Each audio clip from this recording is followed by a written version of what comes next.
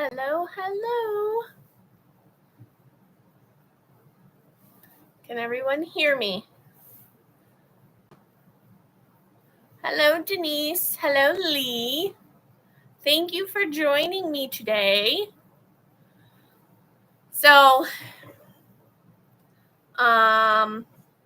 good. So, today I thought maybe I could release what I've been working on. So, first of all, let me introduce myself. My name is Sarah. I am the owner of Sarah Ann Creations on Etsy, here on YouTube. I also have Sarah Ann Creations on Spoonflower, where I sell digital designed fabric that you can add to different types of fabric on Spoonflower. And I also own Sarah Ann Digitals on Etsy that has a few different embroidery designs on it as well. I don't have very many on there, and I haven't created any to add to it. So that's kind of like my side thing that I don't do very much of. But today I thought that I would share with all of you what I have been working on. So if you don't already know, because I know some of the people who follow me are not diamond painters, but I have gotten into diamond painting over the last couple of years. I am nowhere near what some like true diamond painters are. Like, they've got pens, they've got canvases, they've got everything. But I have joined the group of diamond painting and have made a lot of good friends and a lot of acquaintances and friends on there who are very supportive of what I do. I have made shirts for a company called Leopard Leatherworks. They are on YouTube as well, and they make diamond painting pens. He also does leather work, but I don't think he's ever shown him doing leather work on his channel, but it's mostly diamond painting pens that he hand turns on his lathe. I have also joined their Discord group. I have also watched countless events. I never took part in the events, but I watched as they picked winners and all that kind of stuff.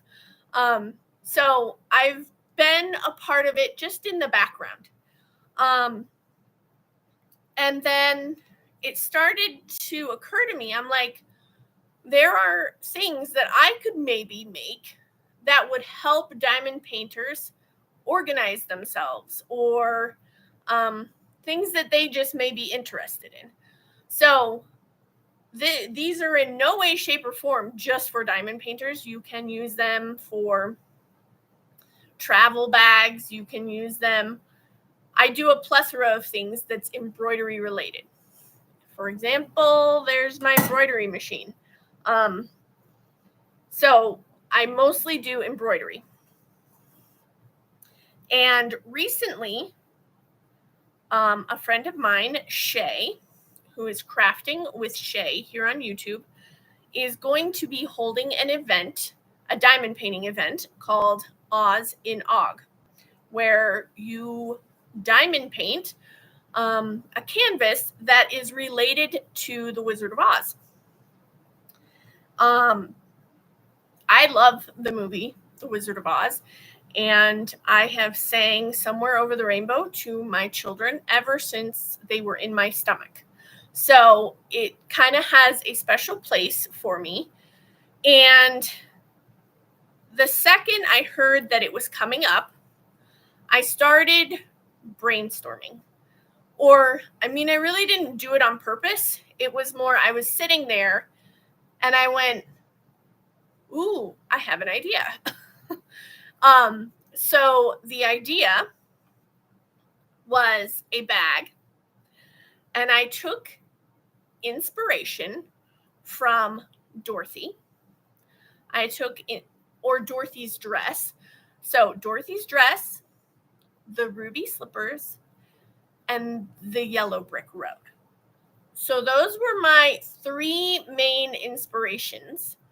And I created a bag, including me digitizing part of it, which digitizing, you can go and purchase a file.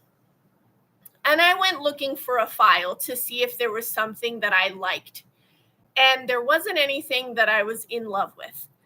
And I thought I could make one. So I went and I digitized a pair of ruby slippers.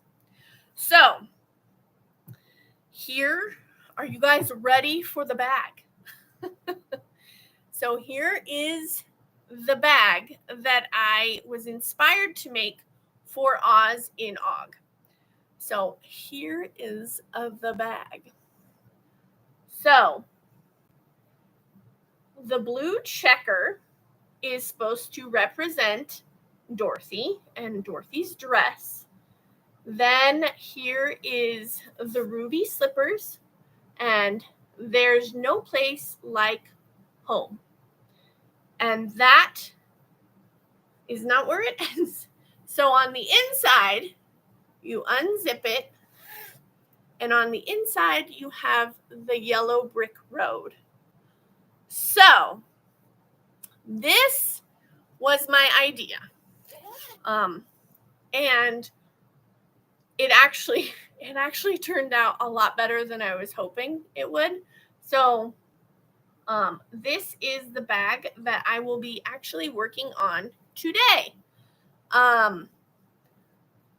You will come along with me while I make one, and yeah, so that is the bag we are working on today. I hope everyone likes it. I forgot to pull one of the strings through. There we go. I was like, what is that? So if you want to just hang out with me while I make another one, I am trying my hardest. Oh, and also, if you are at all interested and you are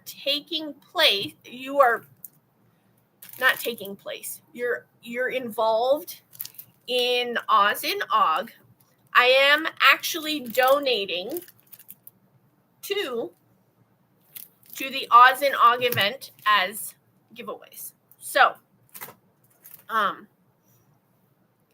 there's that. So you'll have a chance to win. I'm not sure how they're putting all of that together because that's not my thing. So it's whatever Shay and Ditzy come up with on giveaways.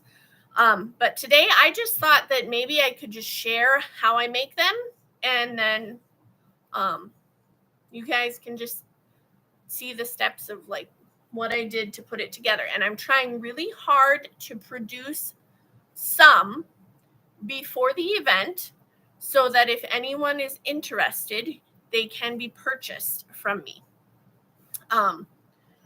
But that's what we're going to do today. I have already started over here. So, no, I have it plugged in. Hold on. Forgot I had it plugged in.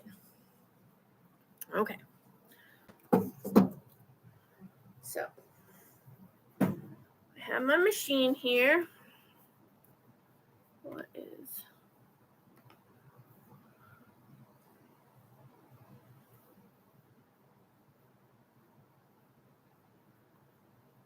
Thanks, Lee. I hope you have a good live. I may not be here for very long, so we'll see if I make it. So I did start already. I did my outline. So after my outline, I need to place my zipper. So here's my outline right here. And this is where my zipper will go, okay? So I'm not going to show you that part because that's just going to take time to turn the thing. So I'm just going to add my zipper. So here's my zipper. And I'm just going to add it to here.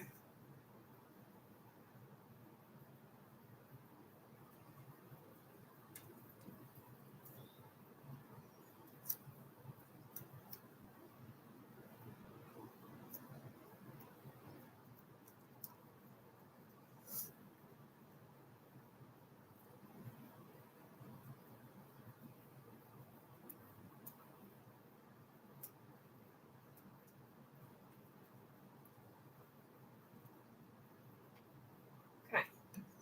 So I have my zipper added, and I'm just going to tack it down.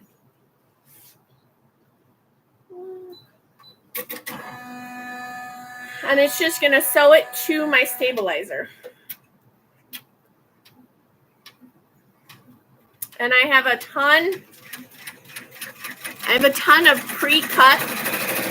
I've pre-cut and prepped all of my pieces as much as I can, just so that it's smoother to get it all done.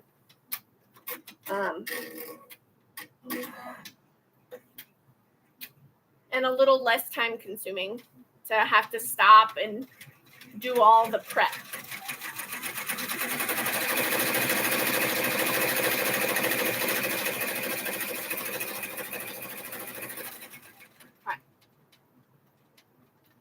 Now, the next part is I need to add the front and back of my bag. This will be the front part. So the front of the bag and the liner of the bag onto it. So first, I'm going to trim out this part here where the zipper is, because since this is cutaway stabilizer, it's easier to cut it away now than after the bag is done. So I just trim away the stabilizer. Sorry, my head. And I gotta tilt it a certain way so I have light on it.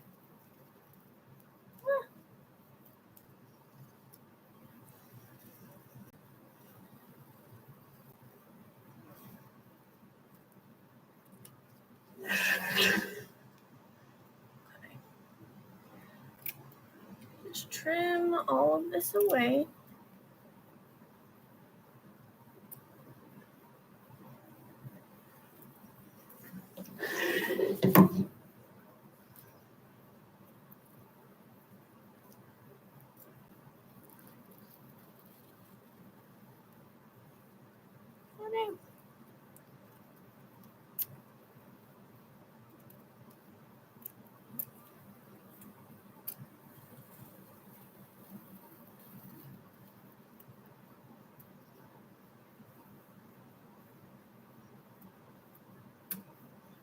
Okay.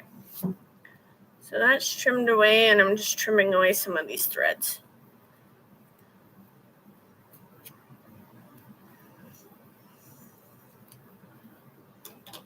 I don't know if you can see that. Okay, so the zipper part is now removed, or the part where the zipper is removed. Now I will take my pre-cut pieces. So I need a liner. This is the back. So for the back, I will take the liner and place it down like this. And then I gotta tape it.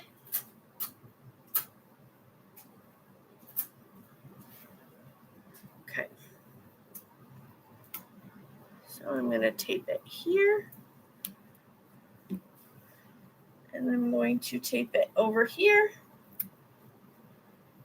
And then I tape one in the middle just so it doesn't shift.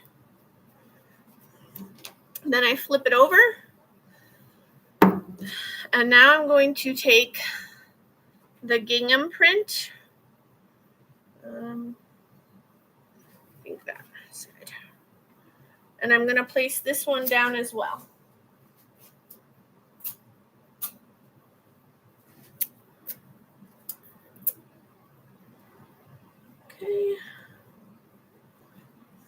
trying to line it up the best I can. You know, sometimes I trim these so that it lines up. Like, I forgot I'm sitting on my cutting board, so that's where I need to cut it. Oh, here's my cutter. I'm going to take my ruler. Where's my ruler? Y'all, I lose things all the time. Don't I have my other ruler? Here it is. It's grabbing the wrong one, apparently. Okay. So I'm just going to trim this. The only thing is when you purchase fabric, especially like gingham or plaid or whatever, it's never completely straight. So I always feel bad, even though I shouldn't, because I want it to be as straight as I can for whoever purchases it. But also at the same time, I need to remember I'm only human. I can only do so much. I don't want to waste the fabric by cutting away things that don't look right. But I also want people to know that I do take it very seriously to give a good product. And like, for example, also I noticed with the printing on some of these, the printing didn't catch. But I don't want to throw away that whole section because it's good fabric. It's not bad. It's not torn or ripped or anything. It's just not printed properly. So it's still completely useful. Okay, let me try and lift this up. Okay, stay there. Okay, so I have them on, and then I'm going to attach this. And so I know how to knit, but I haven't done it in years. And this is like the only one I could find, but this comes in really handy for me to move the fabric from here to behind my machine because I don't want to stitch this. This is the liner. It doesn't need to be stitched. So I take it and I wiggle it through and pull it through, and it works beautifully. I'm like, this is great. It helps so much. And then I get all that fabric back. Then I tug a little bit just to make sure that it's nice and flat. We're good. And then I'm going to do my tack down to tack down those pieces. Hi, Ditzy. Hi, Kat. How are all of you?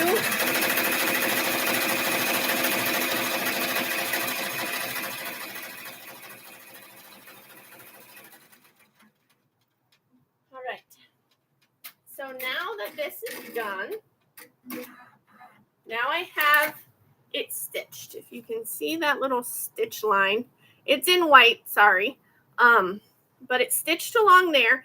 And so that has attached the front panel and the liner to my stabilizer.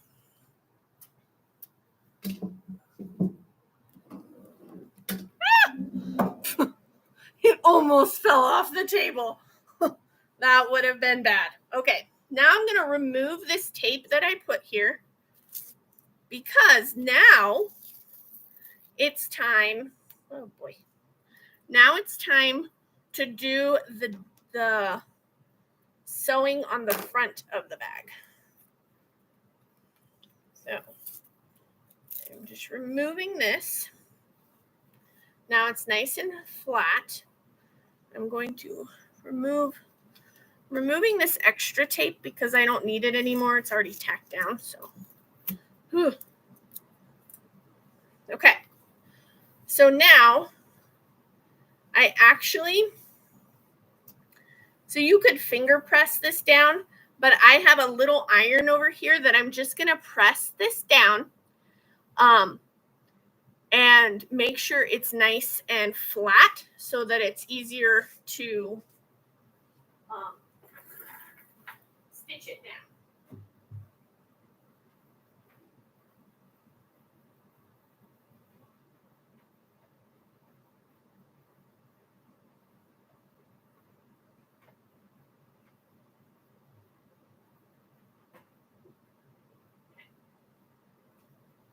So now it's nice and smooth. See how it kind of pressed it down for me?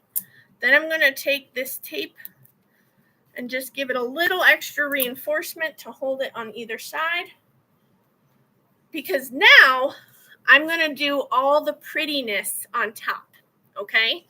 So I'm going to take this back to my machine. Can you see?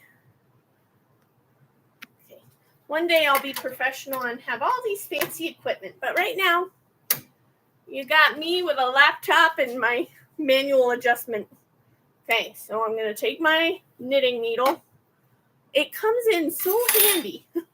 Okay, so you want to keep this out of the way because we want this to cover the stitching on the back of here. So now we're going to actually tack this down to the stabilizer so it doesn't shift. So I like to just do that and hold it in place, just to keep an eye on it.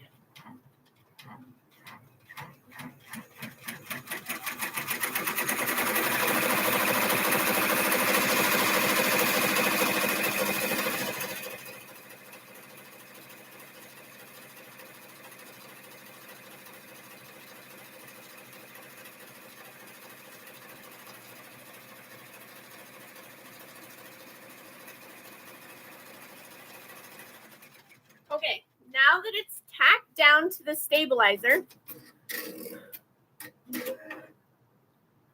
watching Sarah disaster waiting. Yeah, I mean, I probably shouldn't put my hands in there, but I try to keep it a distance away.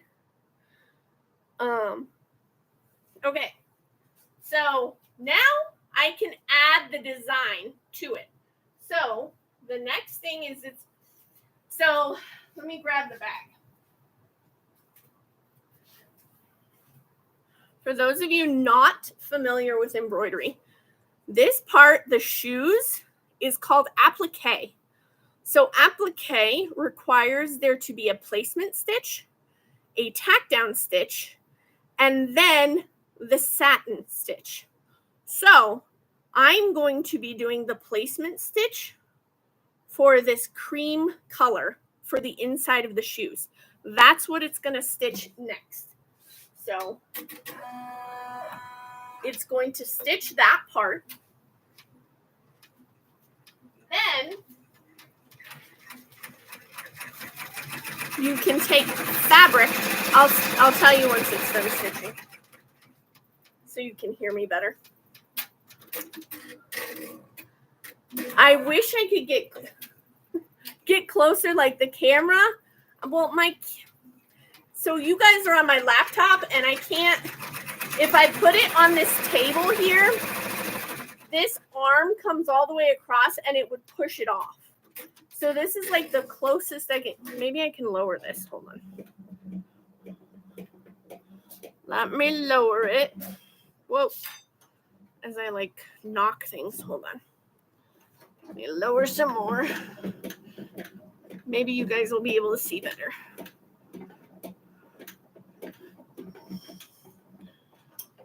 Okay. Is that going to be better for you guys? Ooh. Okay. Is that a little better? No, I can't read you. Okay, can you see it a little better? I'm trying, guys. I'm sorry. I wish I had all the fancy cameras, but I don't. Okay, so there. So I'll show you the tack down or the placement. You can't see it.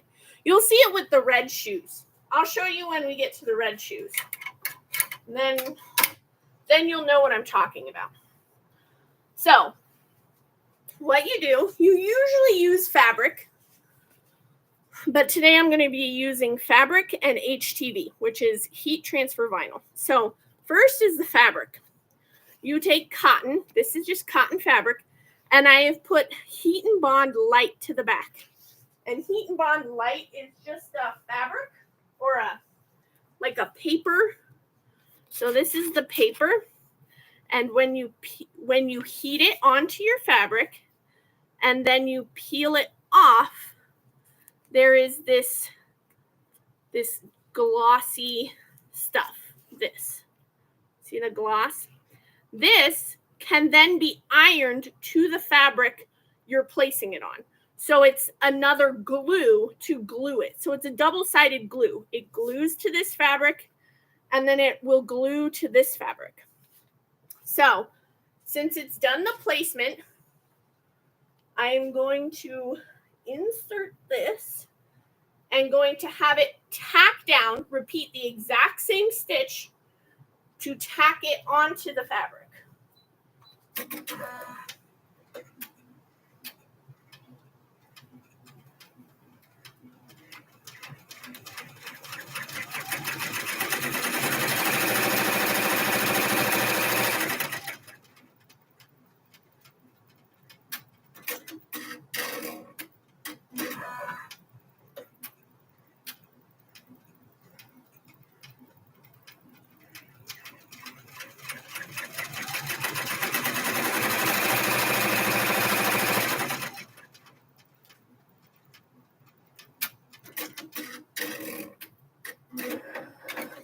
Okay, now the fabric has been attached to the other fabric, and now I need to trim it out. So, I don't know if you guys want to watch me trim it out. So that's just going to take a little time. This is probably one of the more time-consuming pieces of doing this.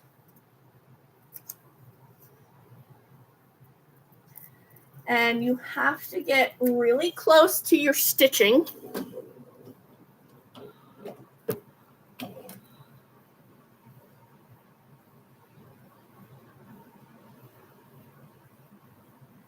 Well, you don't keep the paper backing. So this, you don't keep the paper backing.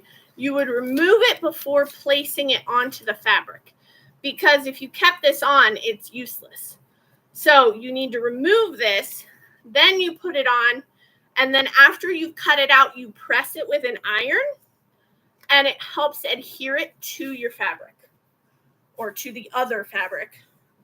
So you need to trim really close to your stitches, especially for this design, because I made this design where the satin stitch, the really pretty stitch that goes around it, this really pretty thick stitch that goes around, I made that at 2.5 inches.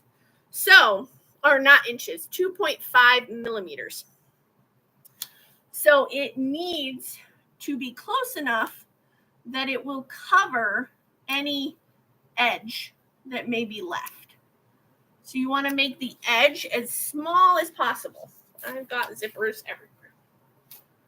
You want the edge as small as possible.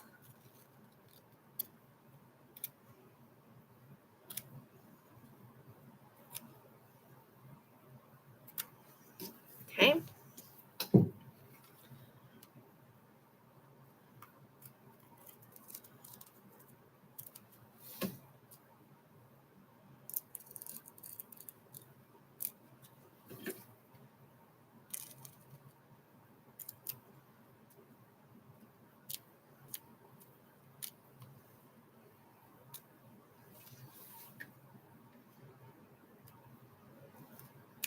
Okay.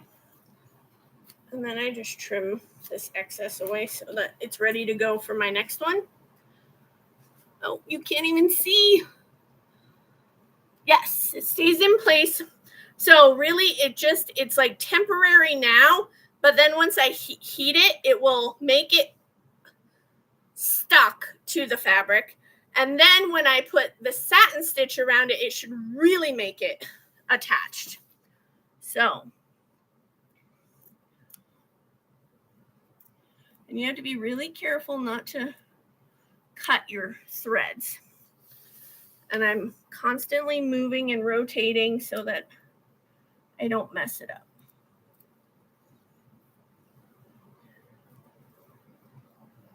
There we go. All right, so that's attached.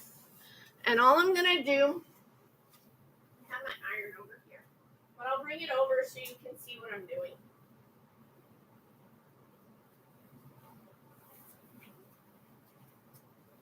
Okay, hold on. Balancing too many things at one time. Okay. Plug this in. So I have my little mini iron. I'm going to let that heat up for a second. I don't want to put it there because then it'll warp my cutting mat. Can you guys see? Yeah, you can see.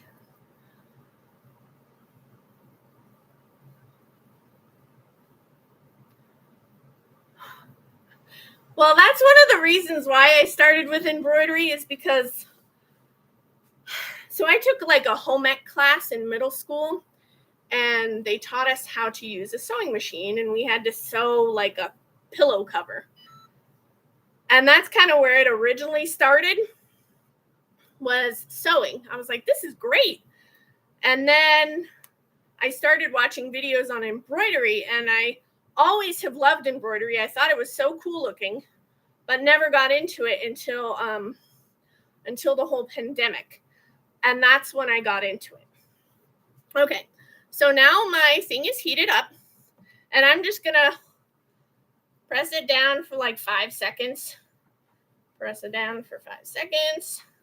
A little longer, whatever. I don't really count, but now it's nice and flat and it should be adhered to the fabric. Now I will put it back onto my machine and we will do the next part, which will be the placement stitch for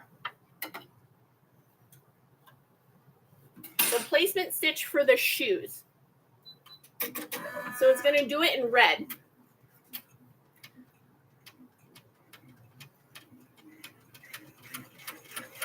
Yeah, this is my mini iron.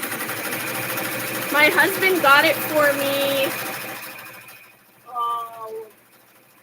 maybe 2 years ago. And I originally was going to take it back because I was like, I don't need anything little. But it comes in handy here and there. So it's been helpful. So, all right. So now you guys can see this better. Whoa. Drop. Okay. So here is, oh no, can you see it? You see that little red outline? There we go. That's the placement stitch, okay? So the placement stitch, sure I didn't jack anything up, is where I'm going to put my next fabric. Now, I am not using fabric. For this one, I wanted the ruby slippers to be very, very sparkly. So, yay, you can see it. I'm like moving in weird angles. Okay, so I wanted it to be super sparkly because, I mean, the ruby slippers were super sparkly, right? So this is what I'm using. This is HTV, or heat transfer vinyl. So this is what we're going to use in place of fabric that's been backed with that heat and bond light. So I'm going to use this, and I just place it down, make sure it covers everything it needs to cover. Kind of made it a little close, but it should be good. Now it's going to start.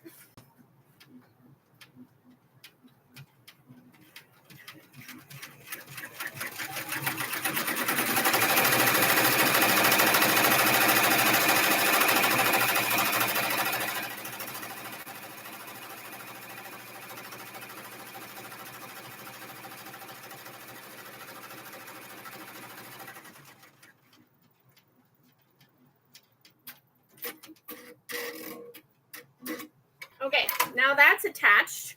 You can't see the stitching now. It gets really hard to see because these reds are almost identical and it's really hard to see it.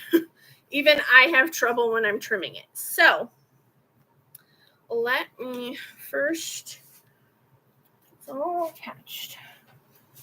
I'm going to get down here so I can see what the heck I'm doing because I don't want to mess up. And like I said, it needs to be really close. Keep sticking the tape. Okay.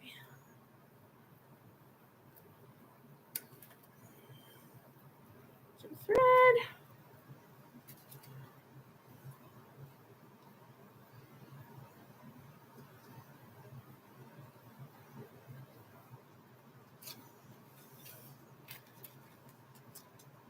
Have you never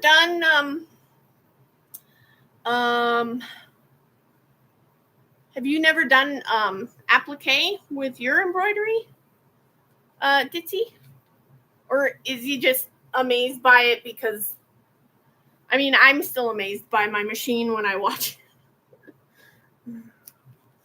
I could sit there and just watch it the whole time it's going.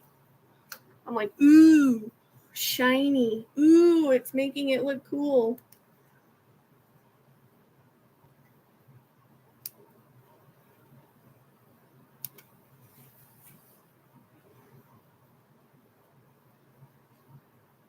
Okay. I can't see it from that angle.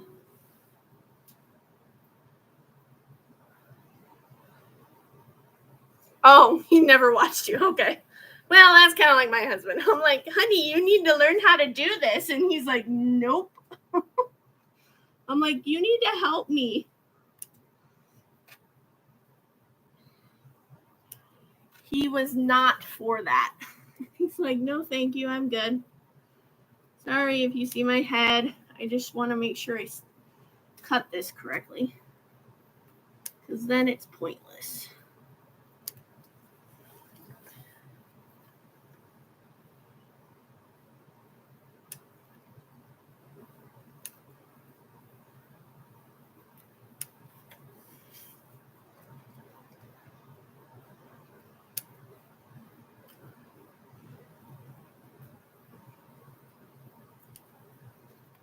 Okay, I think that's close enough.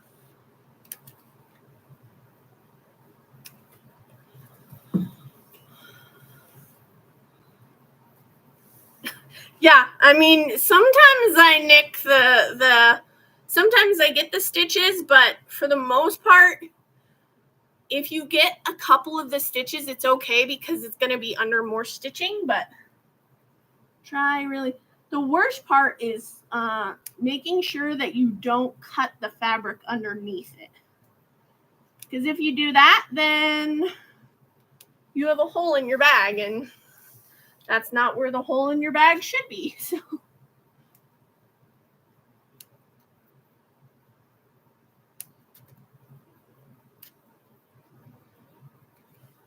let me make sure. It's hard to see, guys. Usually I'm sitting at my table to do this. So when I can't see it, I'm like, oh no, where is it?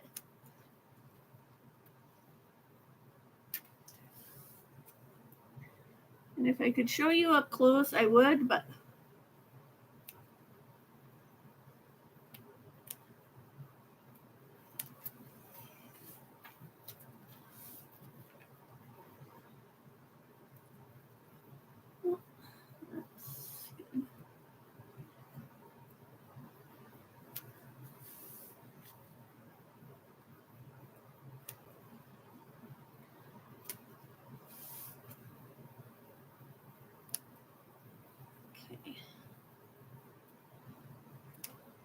okay, that part's out.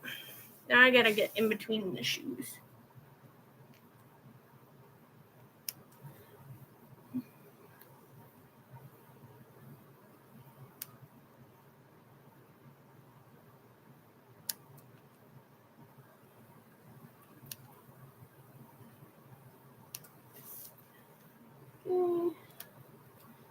I'm getting there, guys. I feel like this goes way faster when I'm doing it on my own and not on camera.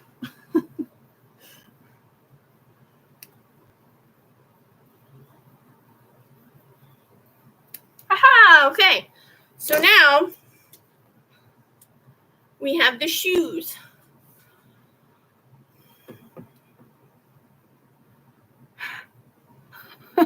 So there's the shoes. I've trimmed them out. Now what I'm going to do before I put it back on the machine is HTV, like it sounds, it's heat transfer vinyl. So I'm going to use this this piece of parchment, and you put it down. Then you take your heat gun. Oh my God. Okay.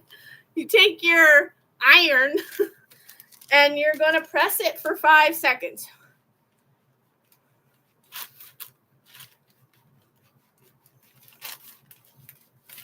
Or a little bit longer. I just keep it moving so it doesn't like scorch anything. Okay. Come on. Okay. So there it is, nice and pressed.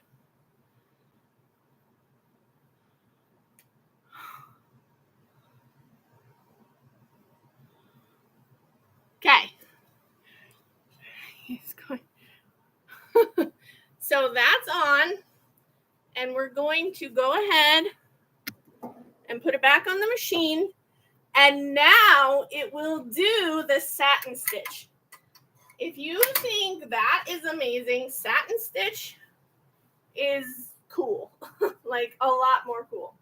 Okay, so I'm going to start her up. Maybe I can get an up close view of its satin stitch, but we'll see.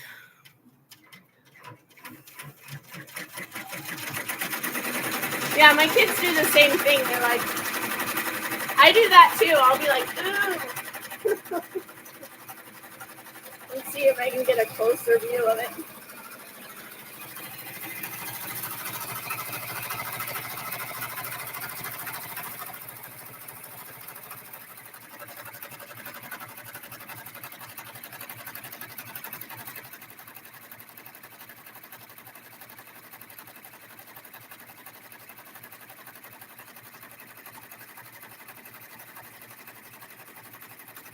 Oh, wrong one.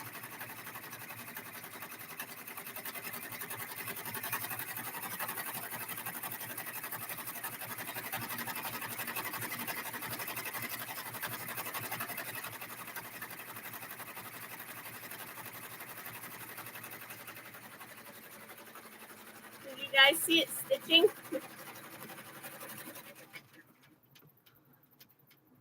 Thank you. So this machine is only a 6 needle machine. I would love, like my dream is to have like a 12, a 15, a 16 needle machine. Like those are like the Cadillacs.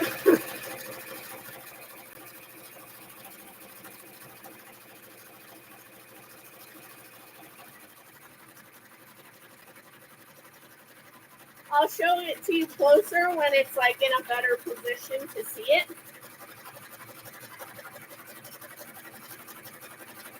You're okay. I was like, is she okay?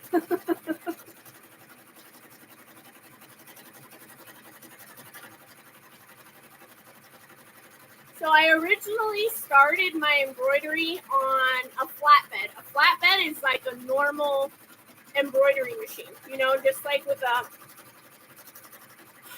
So they call it a flatbed because here is an arm. This has an arm on it, if you can see. Sorry if I make you guys sick. This, that's an arm. It doesn't have a flat bed. So I started on a flatbed machine and purchased that. And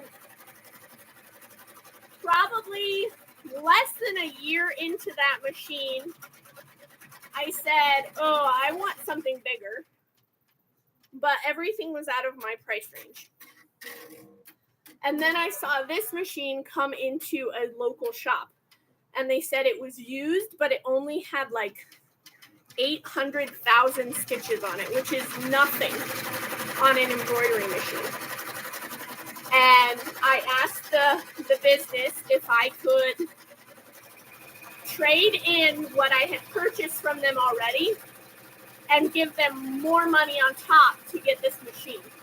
And they said yes. So that's how I got this used machine. This thing has over like, I don't know, 4 or 5 million stitches on it. This bag alone has 15,000 stitches in it. So, it's a lot. I use this thing a lot. Hi, Tammy. Yes, I use my machines a lot. Or machine.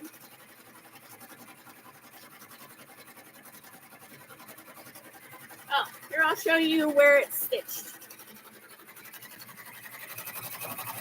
Can you see?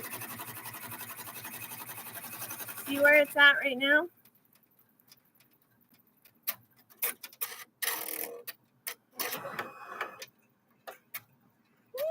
Oh no. See, I can't see what you guys are seeing, so I'm just kind of guessing.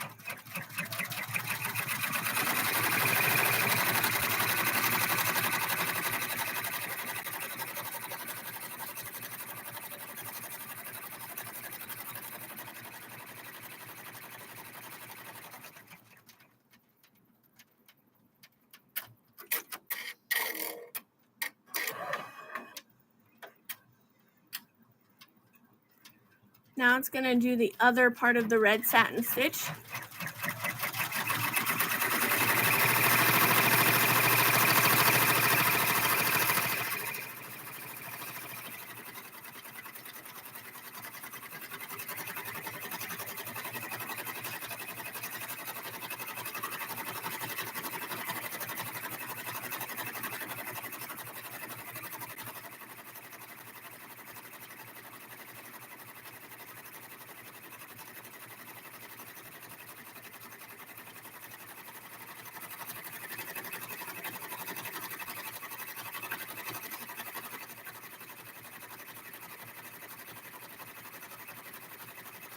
And then the last stitch it has to make is the bow.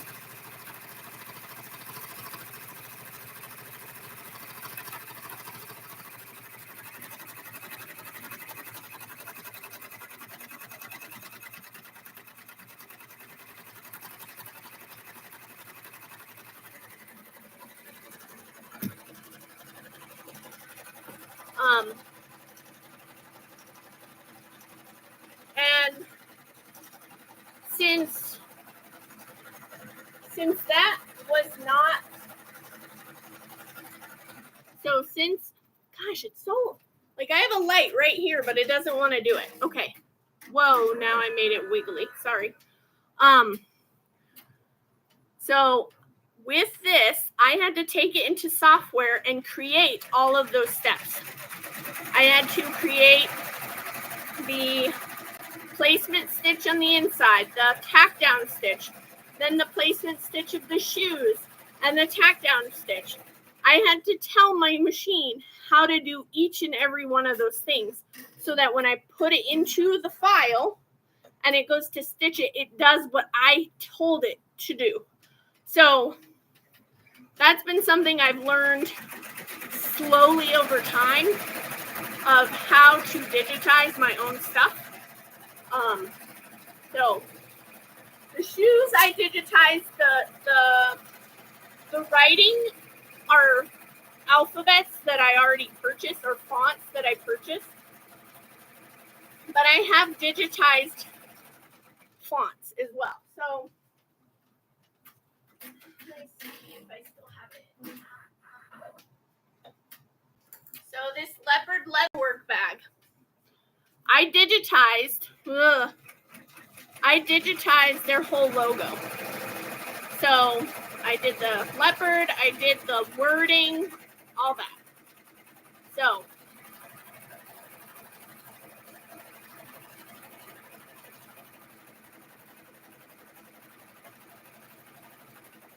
now it's just working on the words.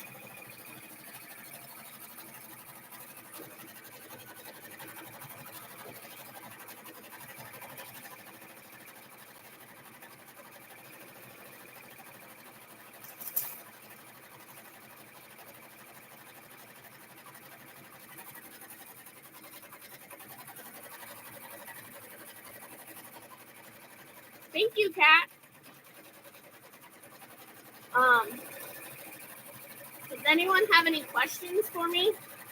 I hate when, like, you guys are unless you're happy just watching it.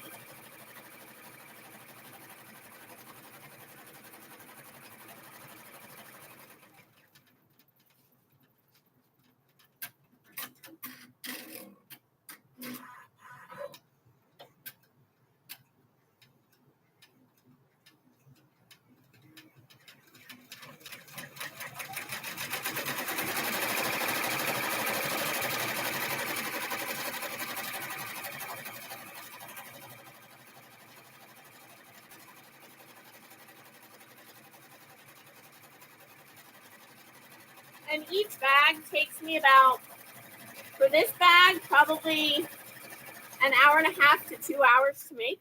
So it definitely is a labor of love. So, and that's also the fact that each embroidery machine stitches at a different stitch or a different stitch speed. So,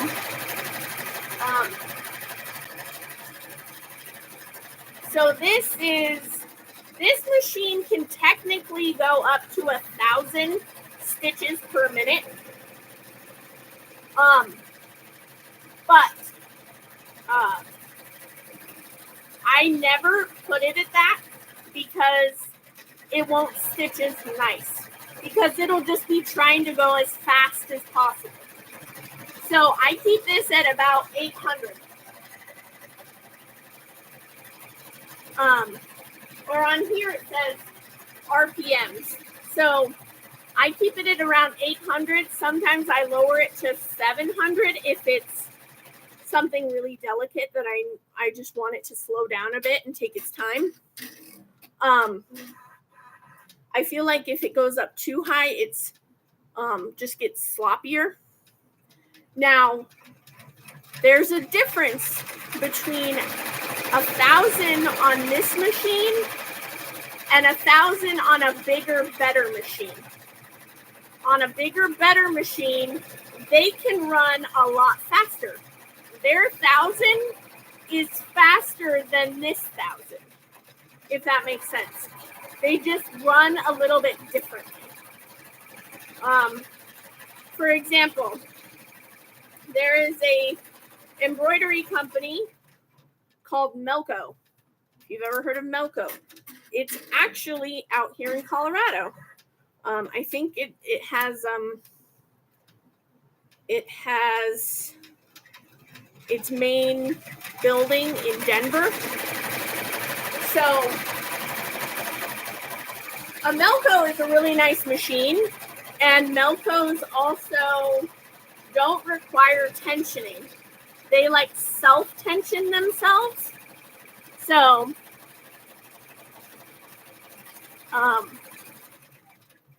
here I have to make sure that the tension is correct so that it looks nice and smooth, versus a Melco machine will take care of that for you. Now Melco machines are a lot more expensive. Even a Brother 12 needle is probably close-ish to the $20,000 range. Melcos are like that too. The last time I checked on a Melco that I wanted, it was about 16 grand. I just wanted to know how much it was. Way more than I can spend. But it's always nice to look. It's like window shopping. You drool over everything that you can't afford.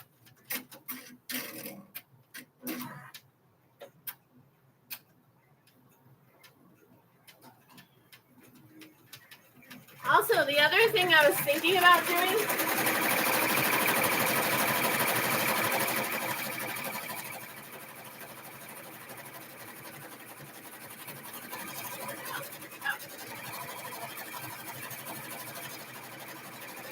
because I had a little bit of excess fabric, I thought about making this bag, but in mini form, not the wording, but I could make mini bags that would like coordinate with it. And these bags would have a clasp on them.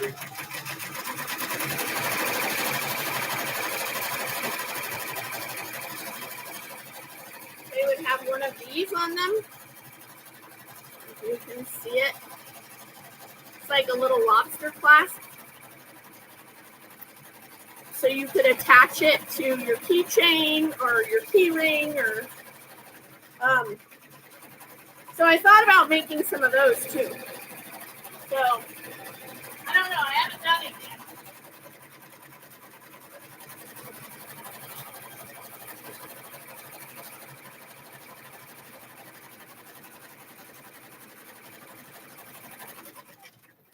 So here you can see the wording. It says there's no place like, and then it's going to do home in, well, it's got to add the apostrophe.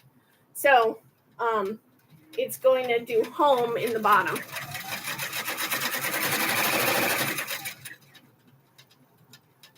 Earlier, my black was really acting up and it was being a butt. I was so mad at it. So here, I'll show you.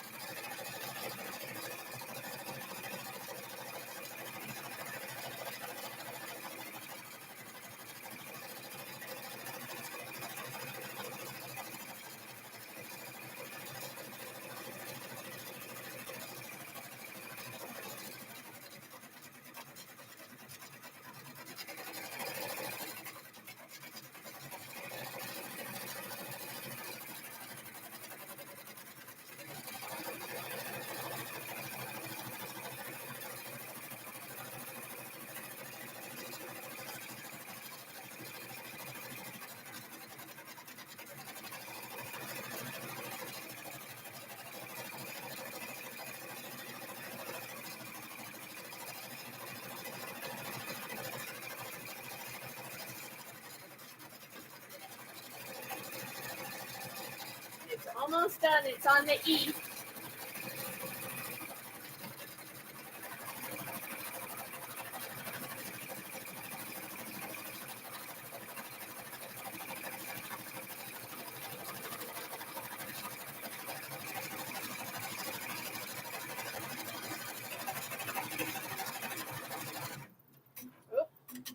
See, my black broke.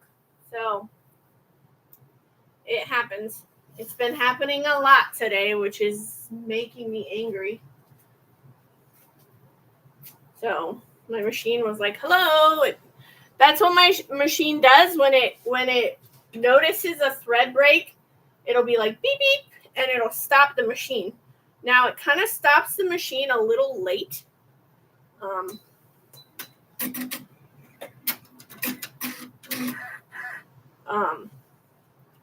Which is not helpful. Wait, hold on. That goes in there. Okay. Then I have to re-thread the needle. And then what I do is when the thread breaks, I try to go back several stitches so that it fixes the problem.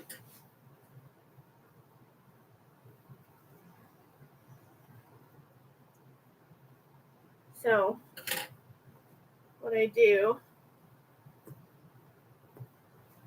this thing is, hold on, I'm gonna try and cut out some of the stitches that it made because it's it doesn't look very nice. So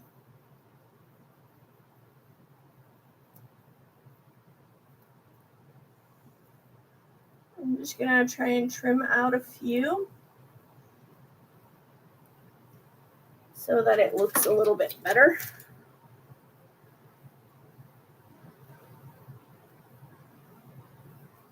Hold on, I'm gonna sit down and because I can't see it.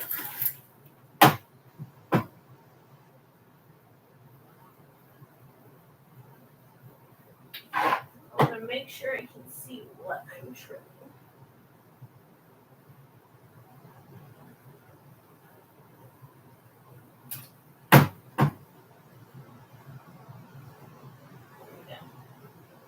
All right. So, trimmed out to where I want. And then I just need to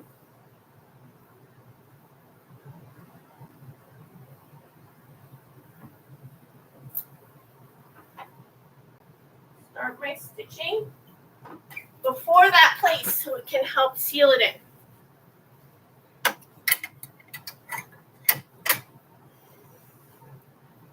So I'm going to backtrack my machine and I go into this menu and I can put it back however many stitches as I want. So I usually do about 30.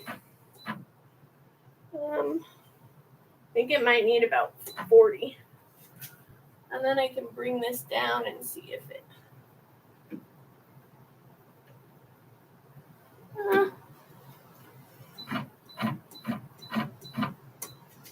okay.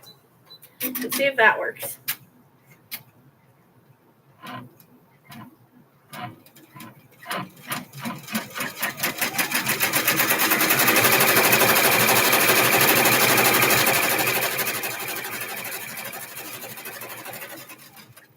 Okay, now I'll take it out and I'll just double check and make sure it looks okay. Yeah. So you wouldn't be able to tell where it kind of messed up. Okay. So now I need to go through and trim these jump stitches. There's like little jump stitches from some letters to other letters. And I like to trim those and then use my special snag nabbit, this little guy, to pull those threads through. So just making sure.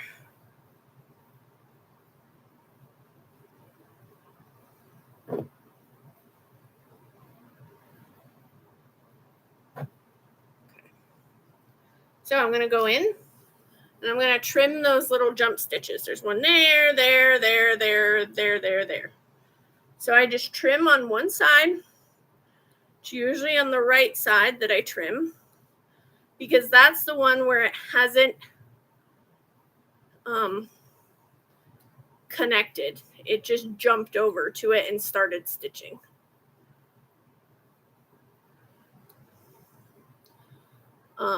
It usually locks on the previous letter and then it jumps. So Then I take my snag nabbit,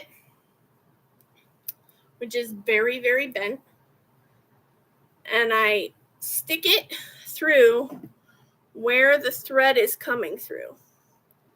And it pulls it through as it goes. So it snags that thread and pulls it through.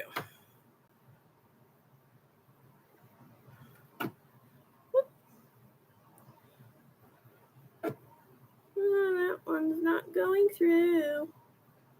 Where are you located, buddy? There we go.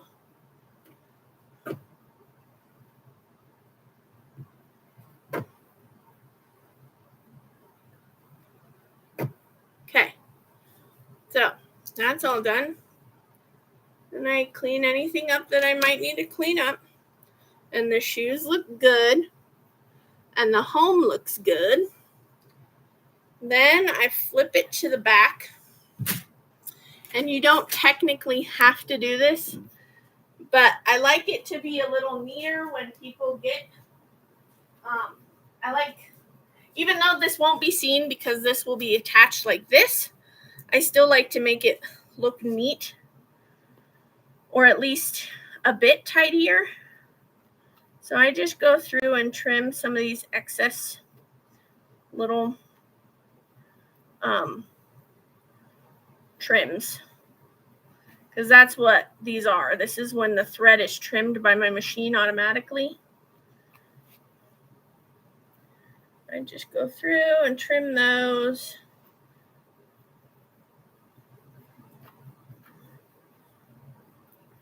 Try to make it look as neat as I can.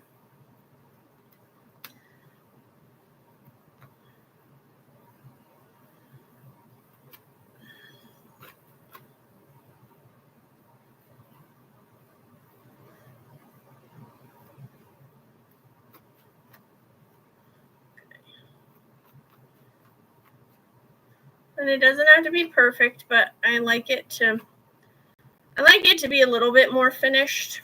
So then I take a lint roller and I just run it over it to make it go away. Okay. Now I gotta remove this tape and this tape. This is going to be attached. Now we are going to close this off. We're going to close off this back down onto here. So I'm going to take this, pull it down, and I'm going to heat it just a little bit, just to flatten it out a bit.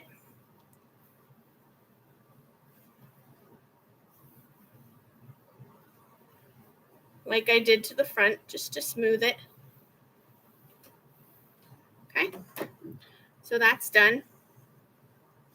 And then I take tape, which I removed my tape, and this is really fuzzy, so I'll get more tape. And I just like to tape down just like the corners and the edges, just so that it stays as flat as I can. Because this is what rides on that arm underneath, and it can be shifted and moved. So now that the back is flat, see how nothing shows? This is going to stitch this outer bit, okay? So like this. Hopefully you guys can see. Hold on, I'll move it. I know you can't see right now. There we go. Okay. So now it's going to tack down this liner to this front piece.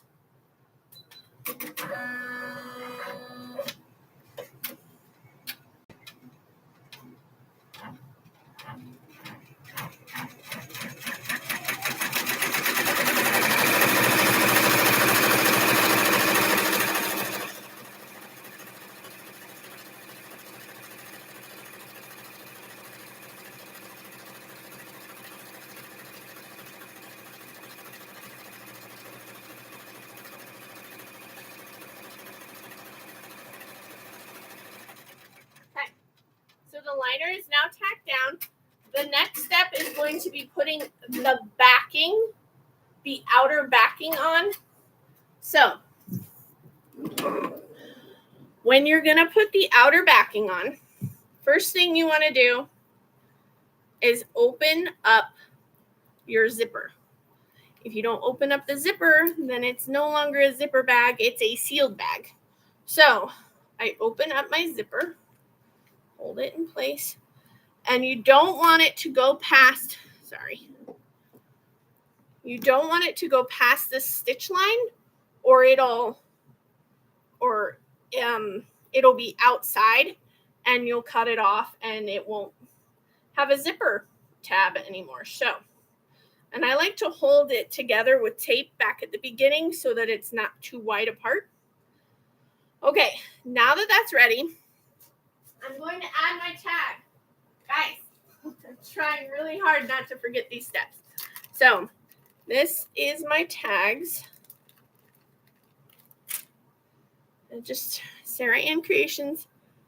I usually have a bigger one that says Sarah Ann Creations, but I wanted small tags, so I had to condense it to SA Creations.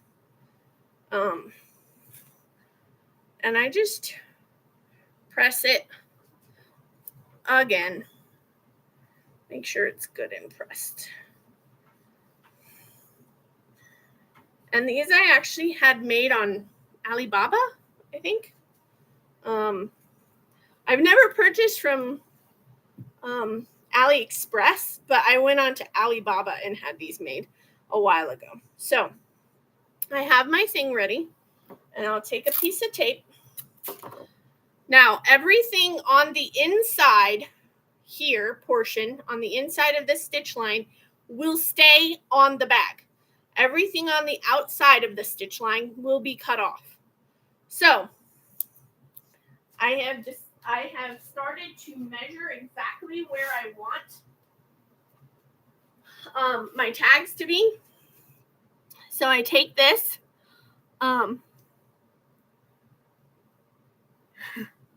Don't forget your tags. Yeah.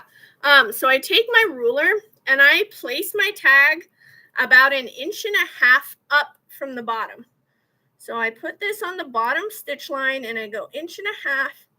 And on the outside of it, of the bag, I take a pencil and mark it because that's going to be cut off. So I don't have to worry about it ruining the bag. So I take my tag and I place it at that 1.5 inch mark. And I'm going to wiggle it where I want it. And then I will tape it down like that. Okay, that's taped down, ready to go. Now we're going to put the outer part on. So I take this and I put it right side to right side. So I put the right side down on the right side, or the correct side.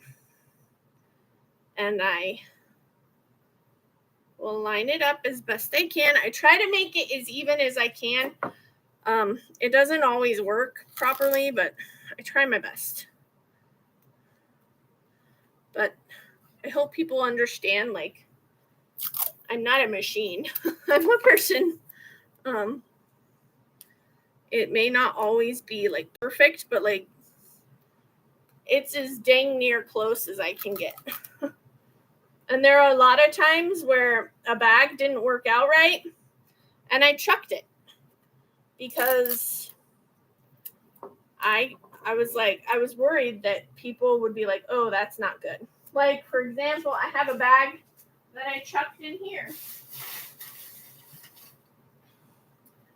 It's stitched in the wrong place somewhere along it. And I don't know why. I have no clue why it's stitched in the wrong place. And I put it into the throwaway. So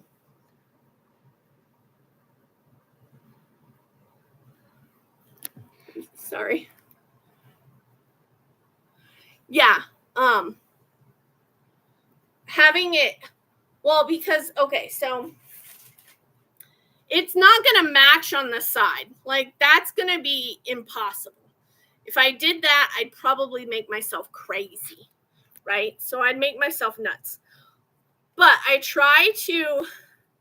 want it to be as like even along here, so it's pretty straight, so that it stays as straight and nice and even as I can, and so that these are nice at 90-degree angles.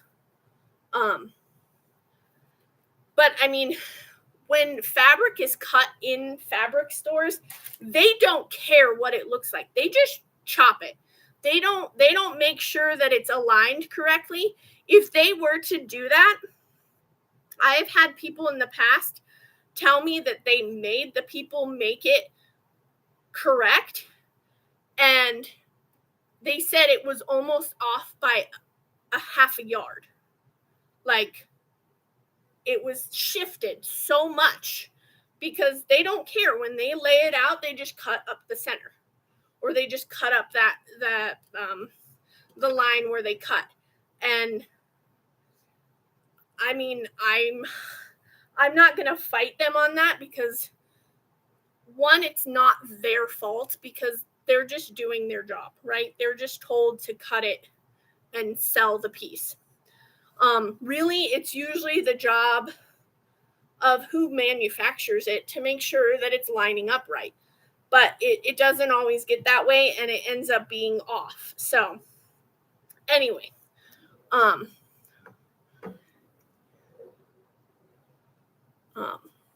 try not, I feel like I'm one of those people that doesn't like to cause issues, so I just keep my mouth shut.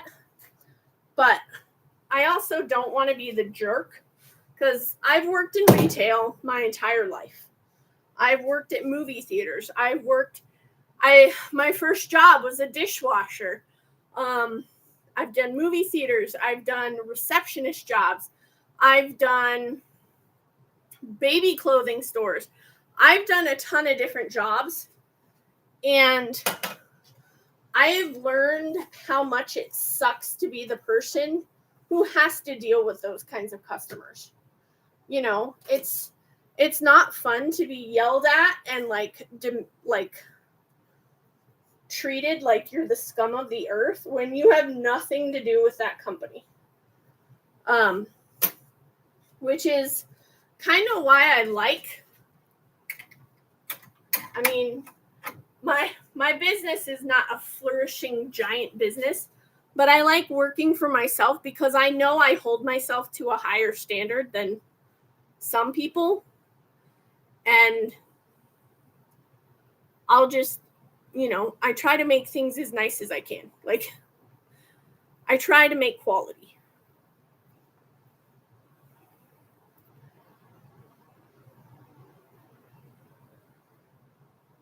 Oh, maybe, I don't know.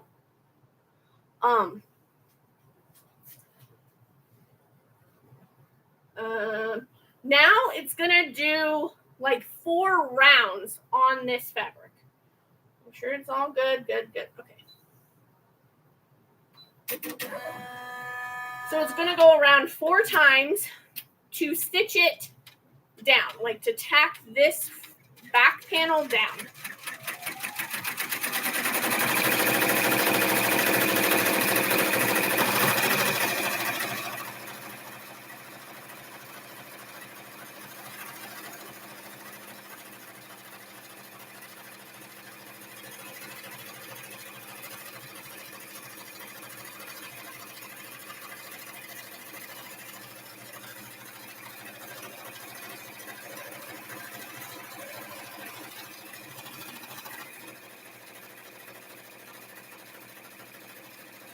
And I can tell when I've done a pretty good job of lining it up, that when it stitches, it's like right next to that thing. Now, it may be slightly off, but it's not off by a considerable amount. Like, just the middle.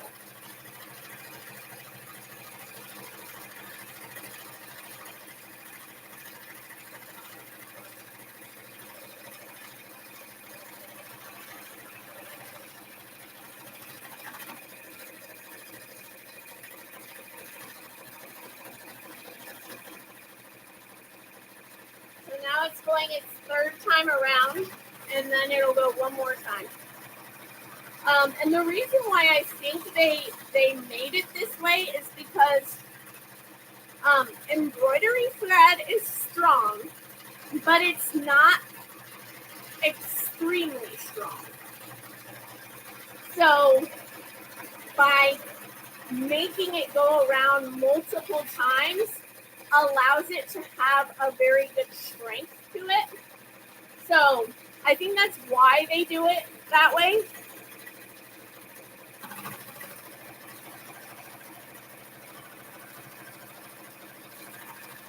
Yeah, so the first time that you do anything, right, you're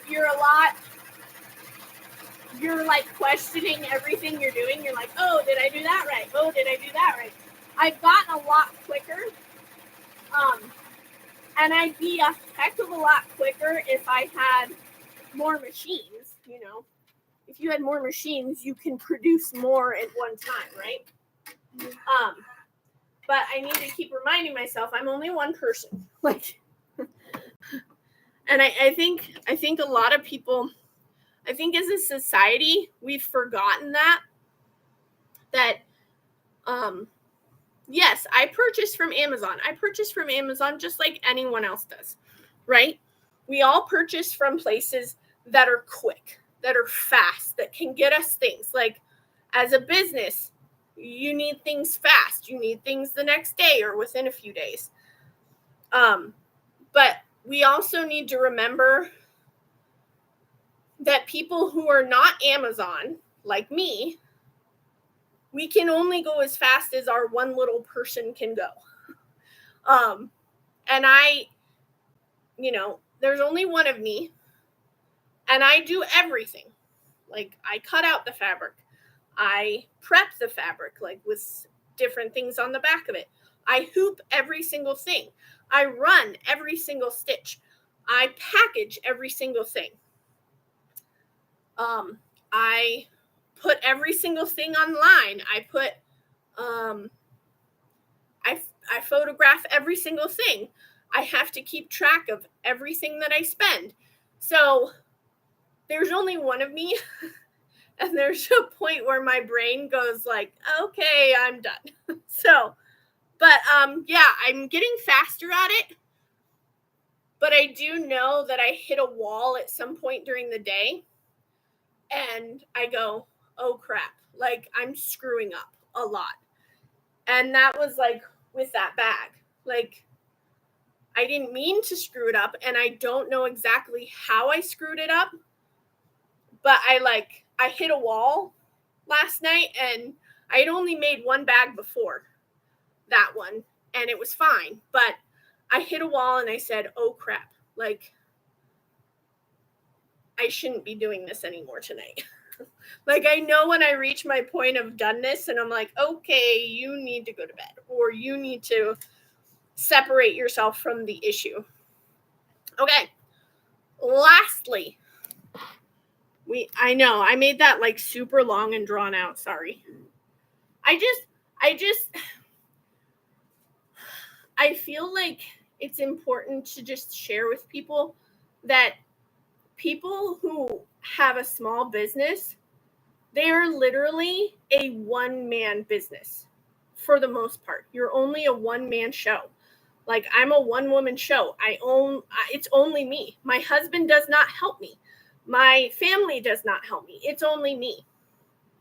Not to be like, oh, poor me, look at me. And it's more like, because I've had so many people in my life be like, oh, you're still doing that? Or, oh, like, could you charge less? Or,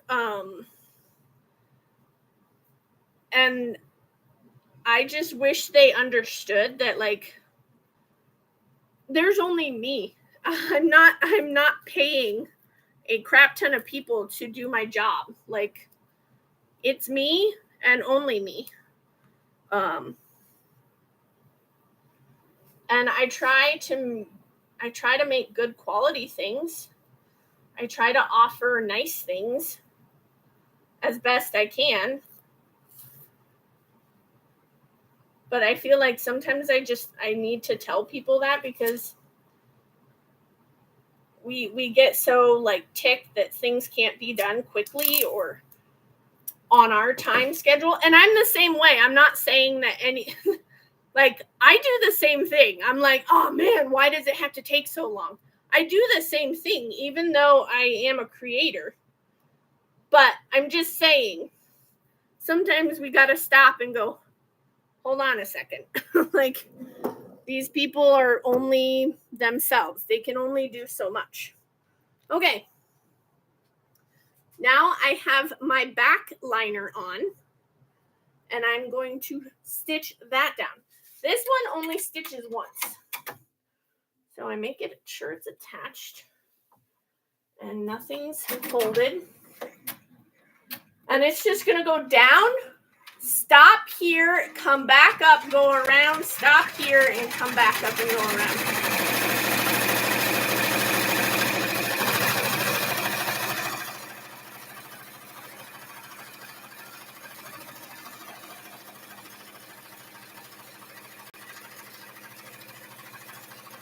See how it stopped and then it went back?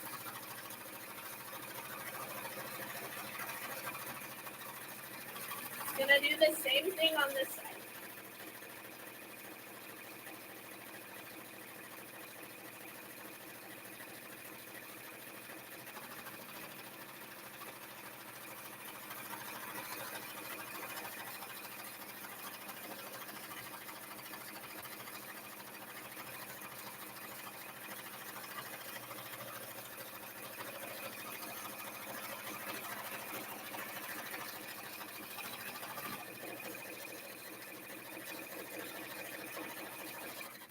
Okay, guys, that's it. The bag is done.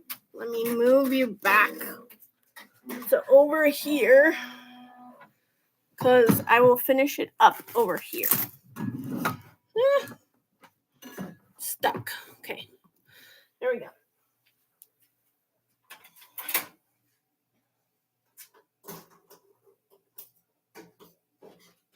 Okay.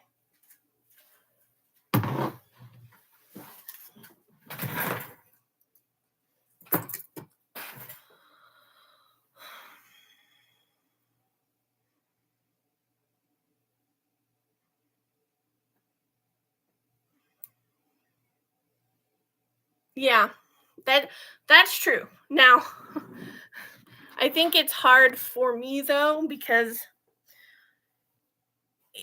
it's taken a long time to get to the point where I'm like, maybe it's worth this. Maybe it's worth this. Most of the time, like, I'm the person that would be like, oh, you can just have it. It's okay. And I know that's not how you grow. That's how you lose money. But I'm like one of those people who feels guilty. I have a lot of guilt. Just, feeling like, oh, well, you shouldn't charge that. Or even though technically these bags take a long time, and let's so we're going to get deep. Okay. So I think of it this way. So this bag takes roughly an hour and a half. Like right now, it's about an hour and a half I've been on. Takes about an hour and a half to 2 hours, depending.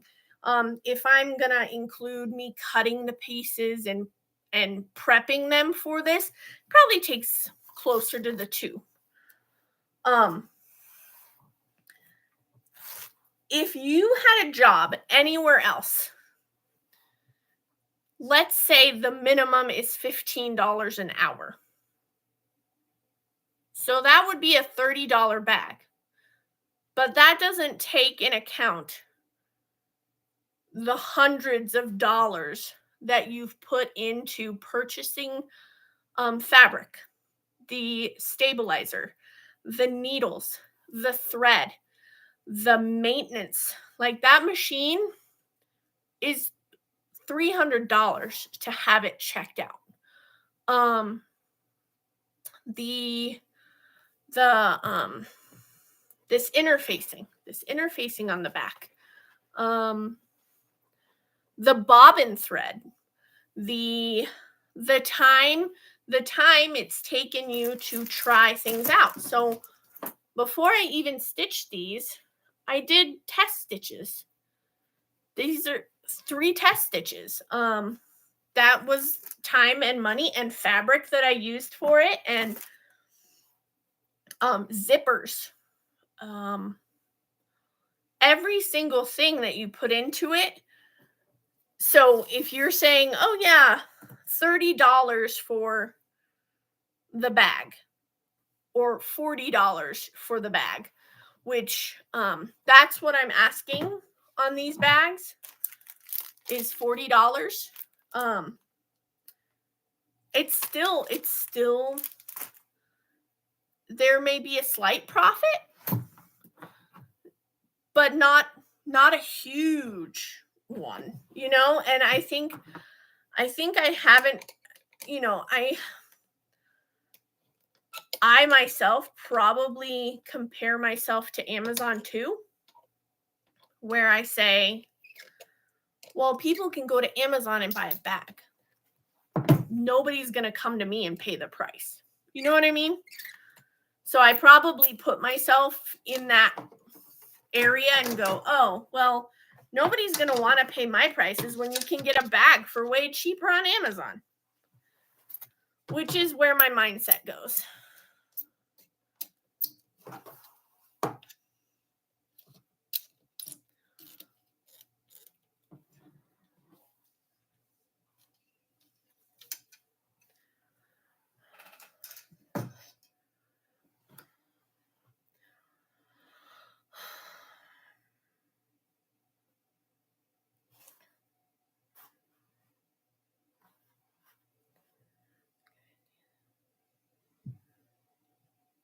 Yeah, I do that too, but I'm like, so a lot of my products are geared.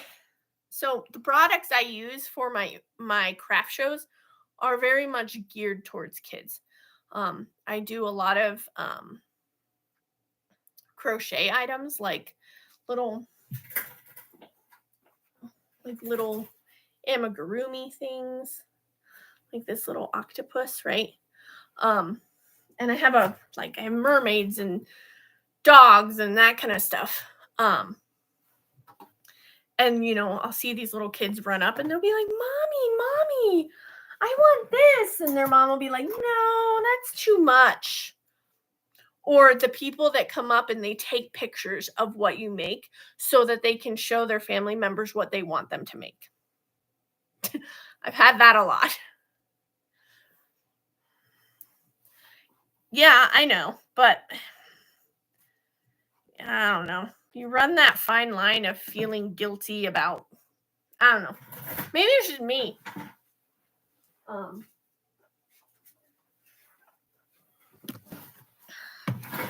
and then I try to be really nice to those kinds of people. Like, the people that are like, oh, I crochet. I could totally make some of this stuff, which I do the same thing, but I don't say it in front of the people. Like, those people have worked hard to create something, and I would never go, oh, well, I could do that myself. I'm not going to buy from you.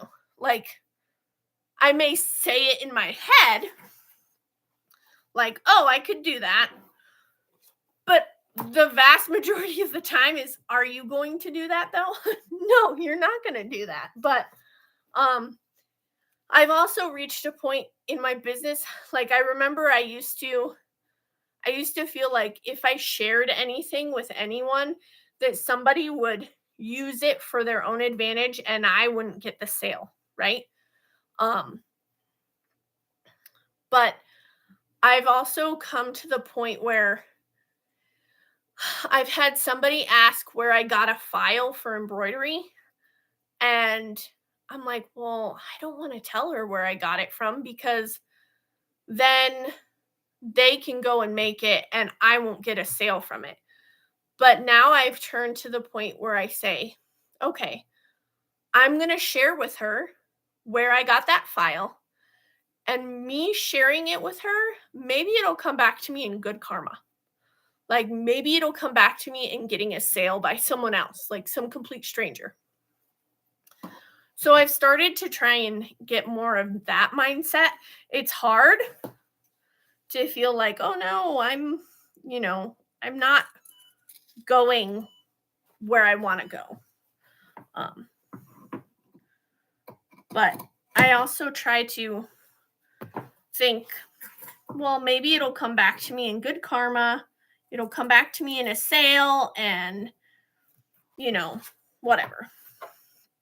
Like, for example, the other day, so my Etsy shop, like you guys know, I have an Etsy shop. And I don't sell. The only months that I really sell is like from November to April-ish. And that's usually Christmas items and like Easter items. Any other time, I don't sell much. Those are like my busy times of year, and it's not really that busy. Anyway. So, the last year, I've been trying to do craft fairs. So I did my first craft fair last year in December. Oh, I'm not explaining to you what I'm doing. Sorry. So I trimmed up to that line, whoops, right here. And now I'm just going to go around and trim close to the stitch marks. So last year I did my first craft fair. I was accepted into a craft fair and I did it. And it was hugely successful, especially for one, like I've never done one before. So I was happy. And it was great. So I went and signed up for their spring craft fair. That was in April. That one was not successful. It wasn't very successful at all. However, I did make sales, which is great. Any sale is great. So the last one I did was the April one, and I have to apply for the winter one again. I want to apply for the winter one again. So I apply.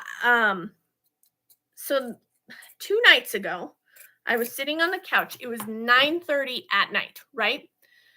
And I get a message on my Facebook, my Sarah Ann Creations Facebook page. And a lady wrote me and she said, "Hey, Sarah, my daughter and I purchased a crocheted turtle from you in April, this past April. And she misplaced it. And she's devastated. Do you have any more of these left?" And it's just this little teeny tiny velvet turtle that I crocheted. And I was pretty sure I still had some left, but I was like, one, is it the velvet? Because I have different kinds of turtles. So I said, is it the little velvet turtle? And she said, yes. So I came downstairs and I have a bin that's just for my craft fair stuff. I keep all my craft fair stuff in it. And I went over and I went to the little section where I would have kept it. And I had 2 of them left. And I wrote her, but the funny thing is she had sent me a picture of her daughter around their entire house had been writing like lost little pictures. Like, let me see if I can find it because it's on my phone.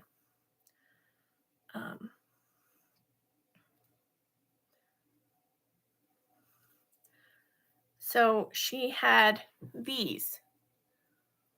She's been drawing them all around their house. Missing turtle. And the turtle's name is Pineapple. And it said, please help find. And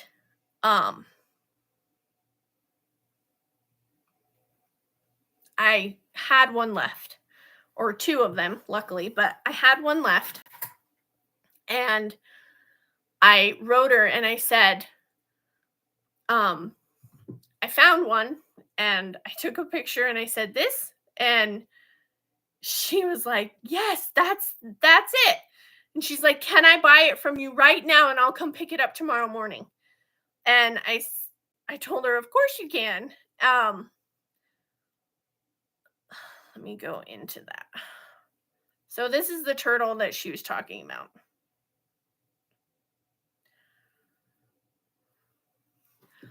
So that's the little velvet turtle I have. So I sent her that picture, and she was like, I'm going to Venmo you right now and I'll pick it up tomorrow morning. Thank you so much. My daughter's going to be so happy. And after, like, I was sitting there on the couch and I was telling my husband about what was just occurring. Like, he had no idea what I was doing. And I started crying. Like, I know that's going to sound stupid to most people, but like, for someone who, like, I love to create things, and I think the thing I love the most about crafting and creating and making things is the look on someone's face when they find something that they love. Something that, like, this little girl fell in love with this turtle at a craft fair and probably begged her mom to get it. And her mom got it. And she has been, so April, May, June, July, for the last 3 months, she's been carrying this little turtle around everywhere. I'm assuming. And for somebody to love something so much that they search you out and try to find you to get it again, like, to have that kind of customers, I'm not going to cry. To have that kind of customer, it really makes your heart really happy. Because you work really hard. I know the amount of time and effort that I put into my business. And sometimes that, you feel like it's going nowhere, and you feel like you're not successful enough, and you wonder if you will be. And you just keep plugging away at it. And then when somebody appreciates all the work and all the effort and all the time and all the bad moments of your business, it means, like, I'm like, I wish people knew how flipping much that means to somebody who works really hard on a small business. Because you're always working, right? I'm a stay-at-home mom, and I'm always working with them, and I'm always working on my business. So to have someone appreciate that and to, like, search you out and everything, that means more to me than they'll probably ever know. So anyway, let's move on before I become a snotty mess, because I will. I'm one of those crying kind of people. I cry a lot. So all I did was I trimmed this out. It is worth it, Kat. I think those interactions I don't get a ton of those interactions, but when I do get those kinds of interactions, those are the people that make me keep going. Like you loving my stuff. that makes me keep going. Denise loving my stuff, that makes me keep going. Like when I have people who love and appreciate the things that I work really hard on and I want people to love, then it makes it all worth it. I'm like, as long as there's the one or two that really appreciate the work I put into it, then it's worth it. And that's why I think I love at craft shows. Like when you have people come up and they're like, "Oh my God, that's so cute. Oh my God, that's the cutest thing I've seen." Like having people say that to your face, or like even like if they're whispering it, but you can hear it, you just, it makes, oh my gosh, guys, my nose.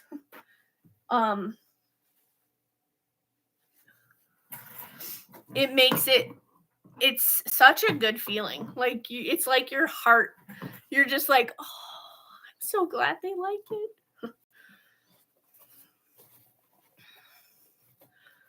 Thank you, Kat. Like you and Denise are amazing. Like you guys are huge supporters. I feel bad, like, see, and then I feel bad. I'm like, you guys are so supportive.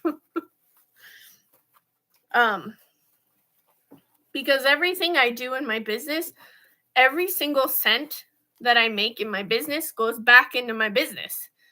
And so when I don't make anything, I can't I don't like taking money from family stuff, So it's like, but everything goes back into my business. Yeah, it's reliant only on those things. So craft fairs are like important for me.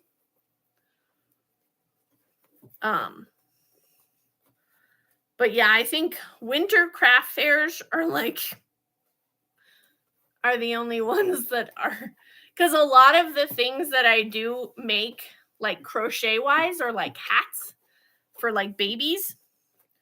So obviously, you're not going to be wearing like a hot velvet beanie in the middle of July. You may have some heat stroke issues. Okay, now I'm just taking this bone folder and I am putting it up through this hole and I'm just poking out my corners so that they look nice and neat and pretty. We're almost done, guys.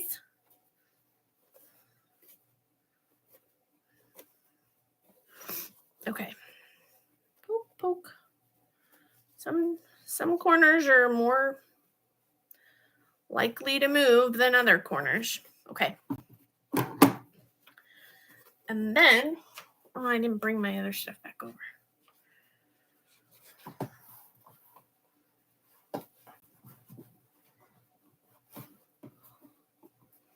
Well, and I also like that, like, you reached out to me, Kat, about, like, trying to, like, take something that I made and, like, trying to tweak it to make it something that's more useful for you, which is cool because a lot of times I feel like, so I'm pretty creative, but sometimes I get stuck in a rut where I'm like, it's only this. Like, it's like I have blinders on and it's like, it only can look like this and it can only do this, right?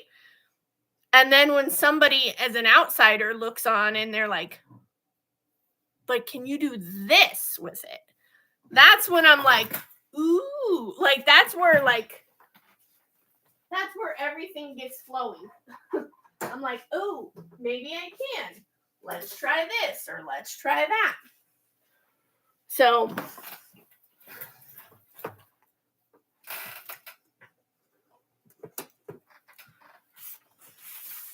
like with that one bag you asked me, not the see-through bag, but the other version of this bag that you were asking me about.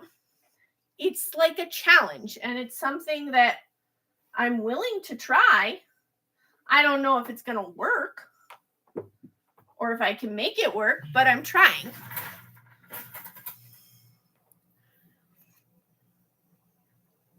Yeah, like it helped like trigger my creativeness, you know, like, well, how can you do it different, or how can you adjust it to make it what they're hoping it'll be? I'm talking a lot. I'm dry.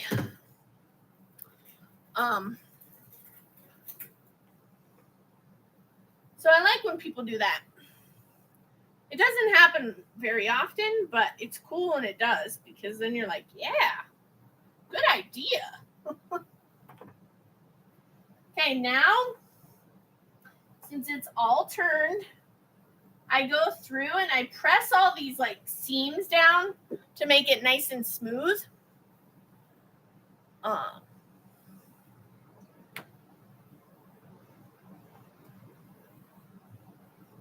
Just so it's nice and pressed down. Oh, it's hot. Gotta get this tape out of the inside, because I found if you heat up masking tape too much, it makes everything like severely sticky. So hopefully I didn't press that down too much with my heat press. I always forget to do that. Like, remove it. Okay. Now, this edge.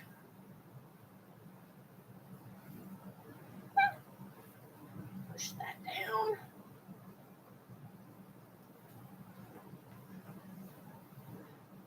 And the other day, I did use my new heat press to press my bag, and it just made it look wrinklier. So I was like, no, I'm not doing that.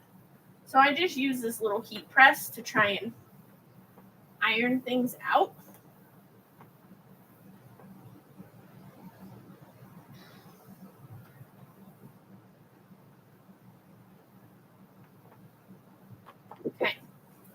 Okay, so now,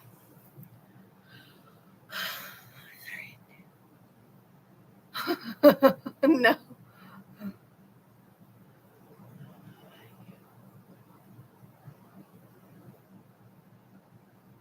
Yeah.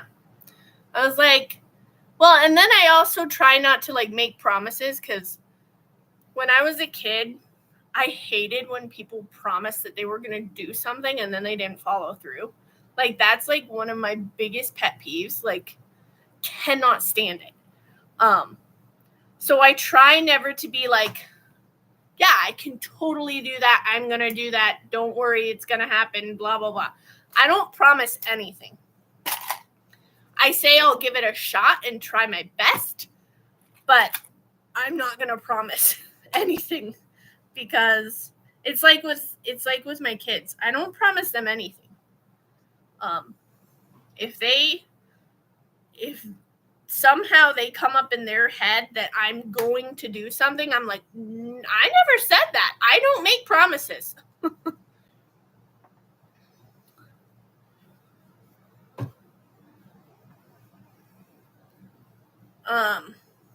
Okay. So now I'm going to seal. So this is where we flipped it, and I'm going to seal this together because this will be our liner. And I use that with Fabri-Tac.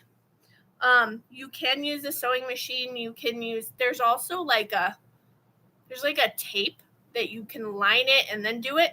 But I kind of like the fabric, like, okay, to be honest, I would probably sew it. But then you have a seam. Then you have like, you can actually see the stitching on the inside when you open up the bag. So I kind of like the idea of the Fabri-Tac because it helps close it more seamlessly without having to see stitching, because it looks like everything else.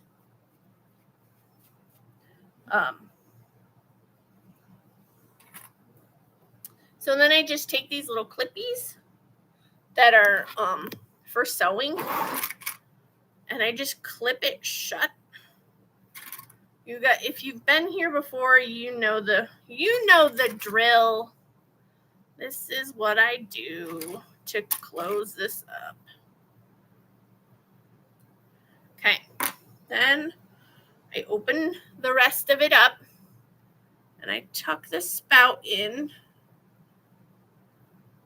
I try really hard not to squeeze too much out because then it becomes a mess. And then I press it together and pinch it, and see, it came out. And this stuff smells just like acetone. Like if you went into like a nail salon, that's like exactly what this stuff smells like. I used to do my own acrylic nails like years ago before I ever had kids. And yeah, that stuff is potent. Like the acetone and then the liquid you use to hydrate the acrylic powder. I forgot what it's called. It's like a monomer or something. That stuff is potent too.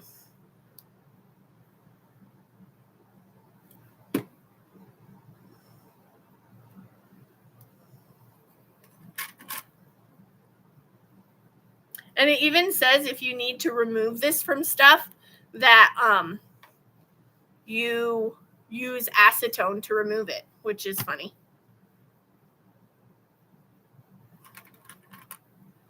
It makes it a little stiff, but a little bit. Let me see. Gotta find the back.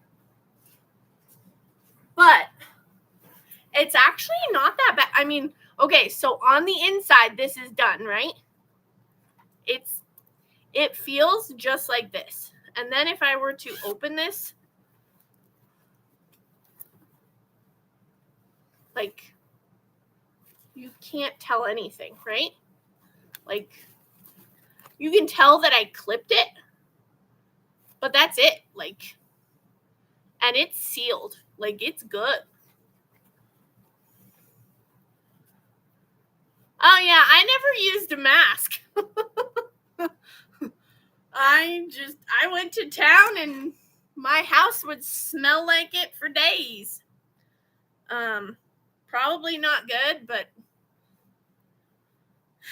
can't go back now.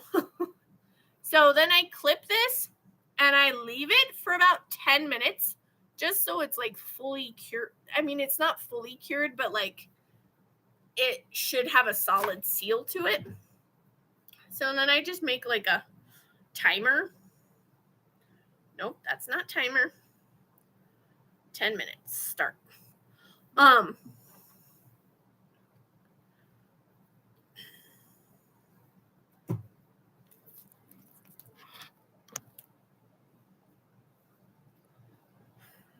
The smell that's what the problem was, is that I didn't wear a mask. Yeah, I mean, it's still really potent stuff. Like it still is really potent.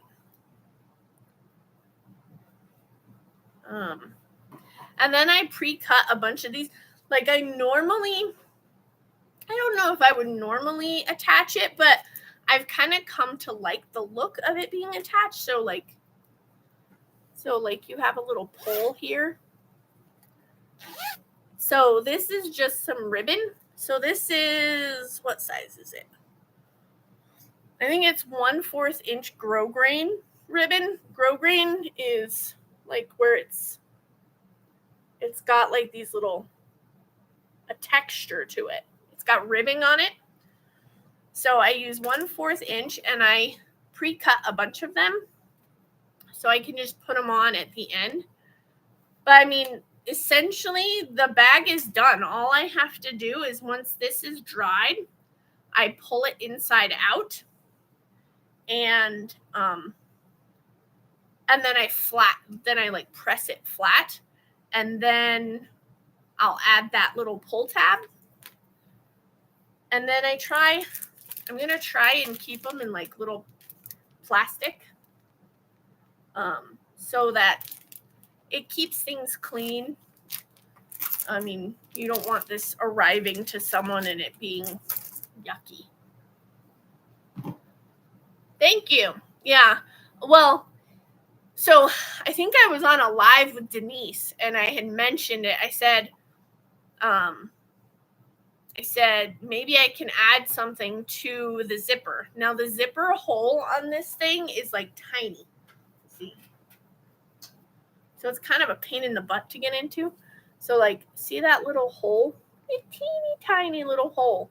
So I needed something really small, and I have a whole ton of, I don't think you can see it. So down in the bottom drawer,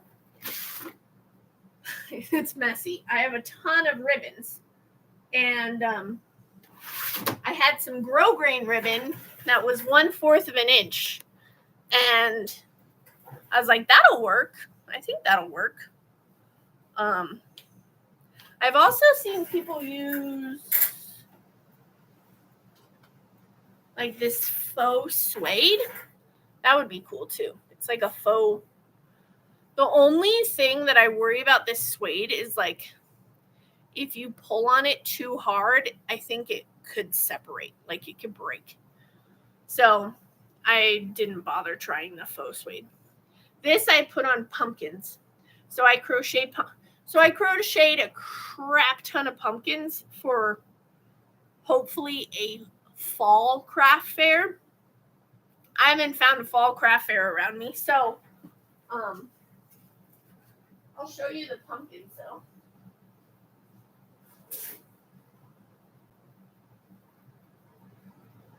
And not that you want to see them, but it'll give me something to show you while we're waiting for that to dry. I don't know if you can hear me all the way over here. So I crocheted a ton of pumpkins.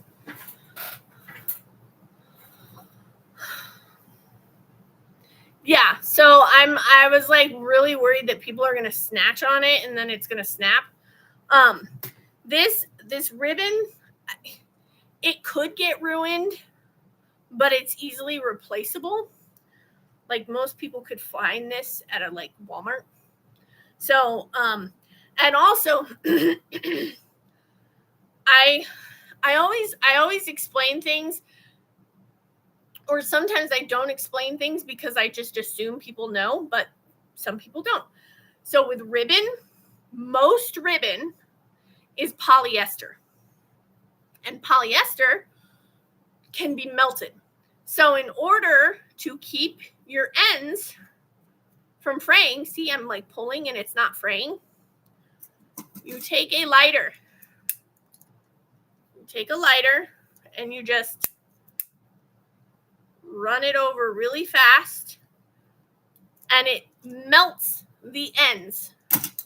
So it doesn't come undone and it doesn't fray or anything like that. So if you didn't know that, or say this got ruined or you want to put a blue one on instead, or a satin one, you just heat seal them and then they stay good. So yeah, I used to make hair bows. I haven't done that in a long time. Years ago. I think.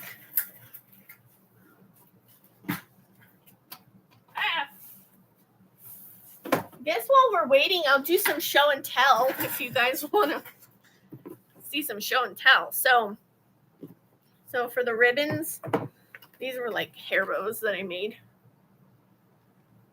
at one time. I also, these are old, guys. These are like, oh man, oh my gosh, probably around when I met my husband. So that's like 15 years old. These are like magic wallets. I don't sell them anymore because I don't think the quality is that great. If you've ever seen magic wallets, This is my old, wow. This is my old business card. I used to have a ladybug because I have a thing about ladybugs. I love ladybugs. So here's a magic wallet. It's got like little pockets, right? Here and here for like credit cards or whatever.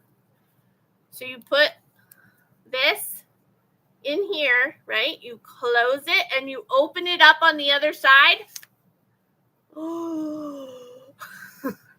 And it's in there. And so like if you close it and you open it up on the other side, it's on the other side. So these are fun for that factor. So let's do it again. So you have it like this. Close it, you open the other side, and it's in. So I used to make those a long time ago. Those are my magic wallets. And then, here's the pumpkins that I made. So I have like small, this is another, whoops, that's one of those things. Another small one, and I have them in like white and this like oatmeal-y color. So here's like a medium one. Medium one. Oh, and they have, so here's like the little faux suede, and then here's a cinnamon stick. I followed all the instructions for this from Cameron's Cute Creations here on YouTube and on Instagram. So I followed all of these. So, and like the little medium. So it's got little cinnamon stick in the top. And that's that. And then I've also done some jewelry. So, I should show you guys my wedding bouquet. Well, okay. I have 2 wedding bouquets. The first one I made was entirely of seed beads. The second one was all fabric. The first one, I was afraid that I was going to hit somebody and it was going to hurt. So, I originally made it out of seed beads. I still have it somewhere. I'm not sure exactly where it is, but it's not. And then the colors ended up being different, and I wanted like a darker red color. So anyway, so these are just blah, like earrings and stuff, like little, tiny little earrings.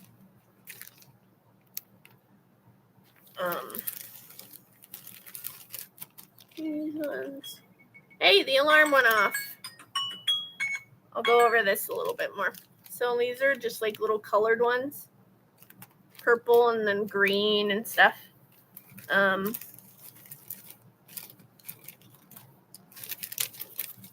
Like I still have all of these things. This. Oh, you can't see it. That. I'm saving the ones that I'm like kind of the proudest of for last. So this is like a champagne-y color, and there's like a blue one, and the blue one in the back's pretty. You can't see it. See that blue one? That one's pretty. And there's some basic ones. Oh, this one I tried like wire wrapping, not my thing.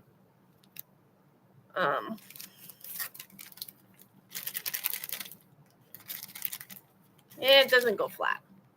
That. And then these like little regular ones. So for my wedding, I made all my own jewelry. I made my own bouquets. I made the boutonnieres for the guys, all that. Then I also have these. Where'd they go? These are just stud earrings, and these are made out of polymer clay. So I have these studs. and this like pink quartz looking ones. These are all studs. This like navy blue one. And then my favorite ones. Oh, there's some more of those. My favorite ones are my roses. So these are my favorites. I gotta give you a close-up look. These are my favorites. These are my rose polymer clay earrings. So they'd be like this.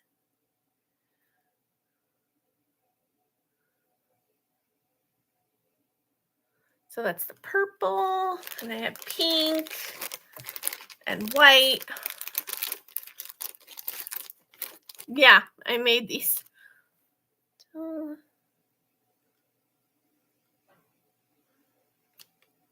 they're all made out of polymer clay. So I have that. Do I have other colors? Oh, I think I have like a pearl. Oh, these are like pearly ones. So those were the brighter color ones, and then here's like the pearly ones. So this is like a pearl white. Pearl white. And then I have like a pearl pink. Pearl pink.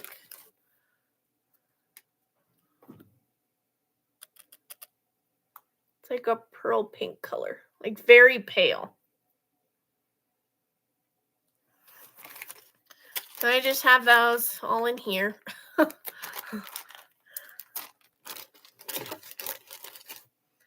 It's like like you go through your stuff once in a while and you go, oh, look what I used to make. Let me see something real fast. Oh, I can put my pumpkins away. Yeah, I made these pumpkins for like a fall craft fair, and I think I have like 20 of them. I've never found a fall craft fair around here, so oh well.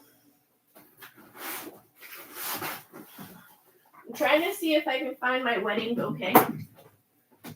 You guys are just gonna watch. You're like, no, we don't want to. Oh, okay, I found the big one. Oh, I even have oh my gosh, guys, my wedding glasses. Even though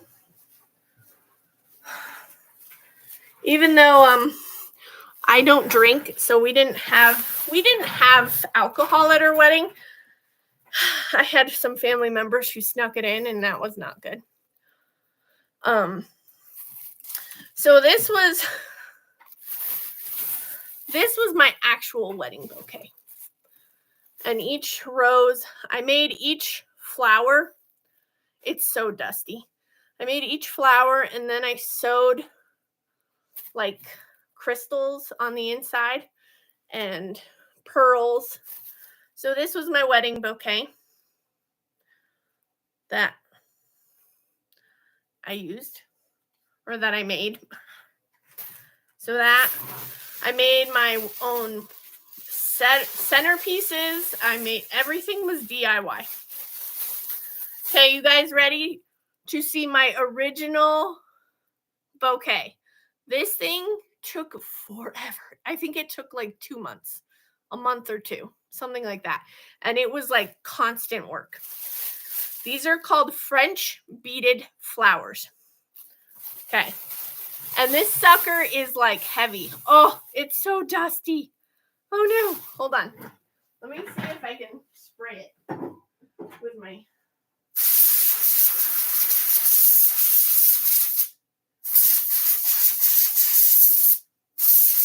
Y'all, this sucker is dusty.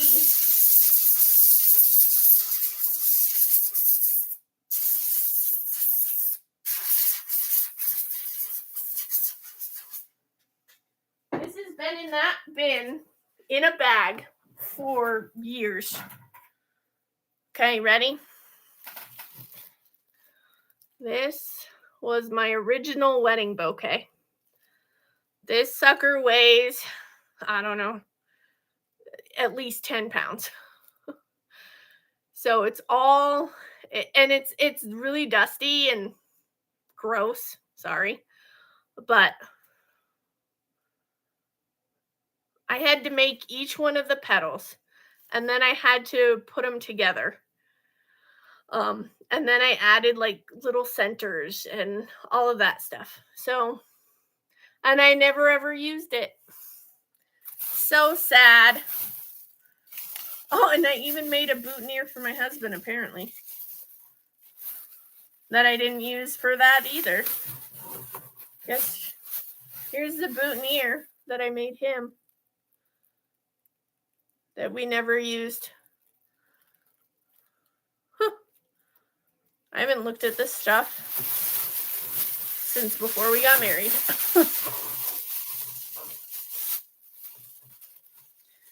And on my channel, you guys can see the actual, like, because I wanted a darker red. Like, I wanted this more like deep red color, and this was more of too like bright red. We've been married, it'll be 12 years this year, I think. 12 years.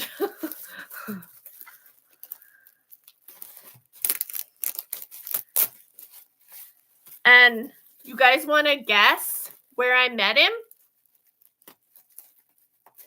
Let's have guess where Sarah met her husband.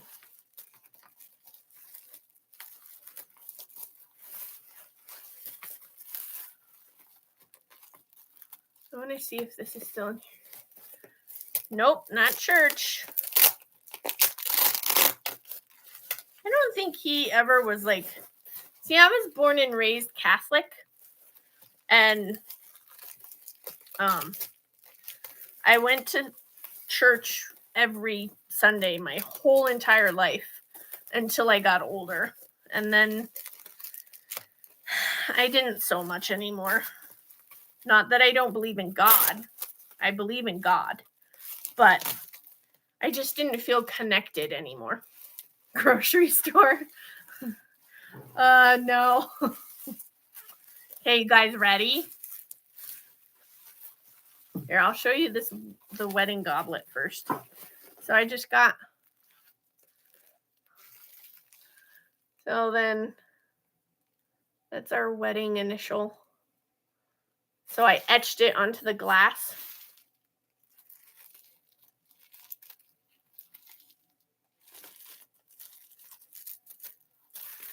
And I put that in there. So I made our wedding goblets, and we just use like sparkling cider. So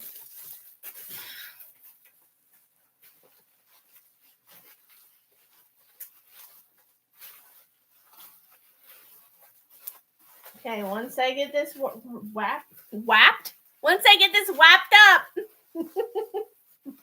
once I get this wrapped up, I'll tell you where I met him.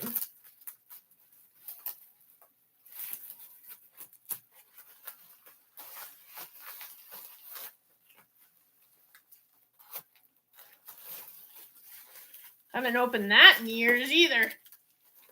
Okay. So, yes.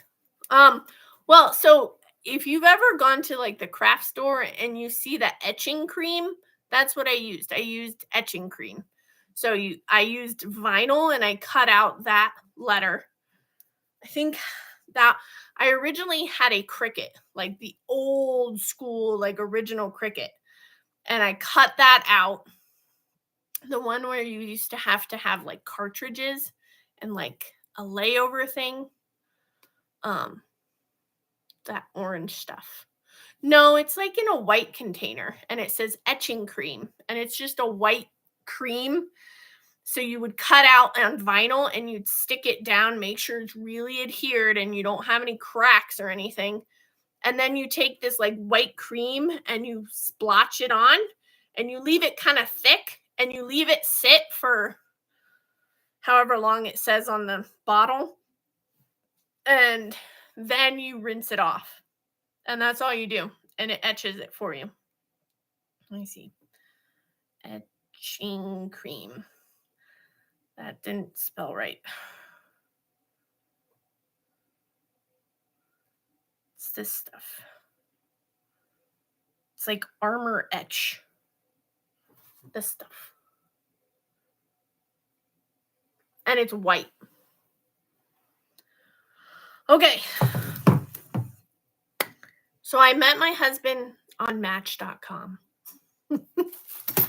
That is where I met him.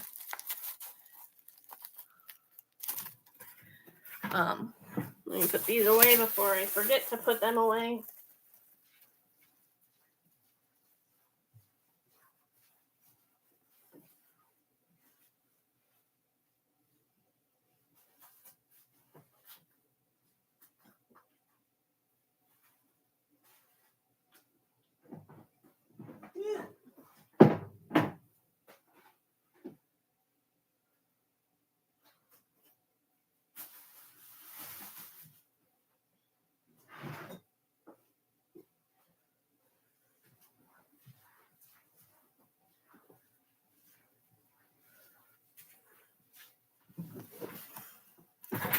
Yeah.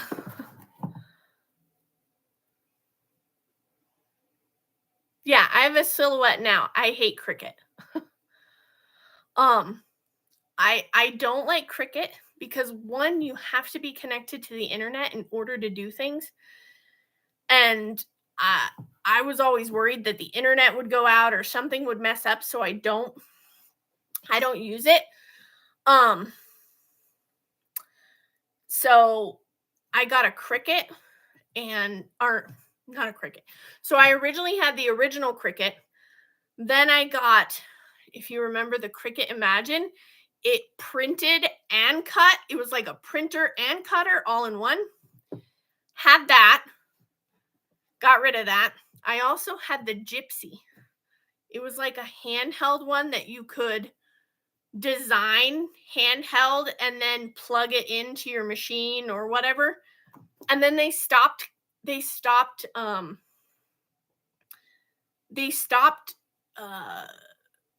what's the word? Supporting it. They stopped supporting it altogether, and my machine stopped working. And that was like a $200 machine, and the Gypsy, and I was so mad. Like, it stopped working. I was like, what's the point of this thing now? So I chucked it. And then I bought a Silhouette, and I've never looked back. And my Silhouette's kind of old.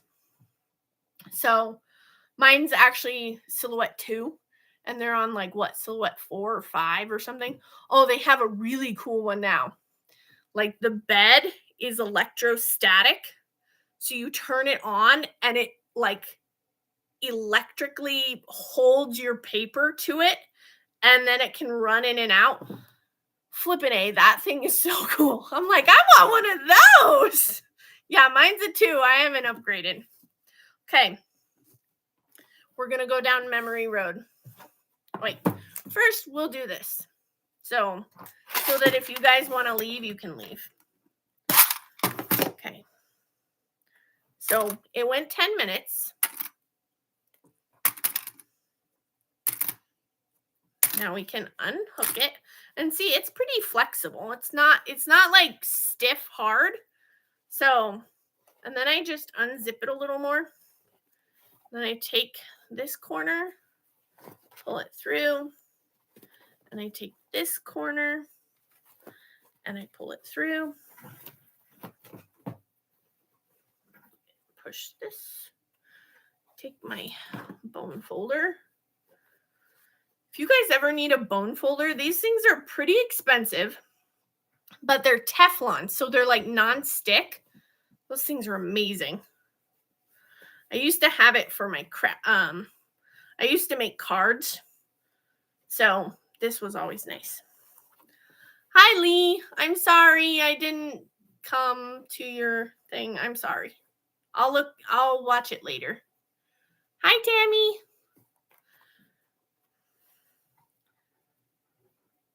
Oh, I think my husband's home. I hear him. Oh, yeah. You have to mod. I'm almost done. So if you need to go, you can go.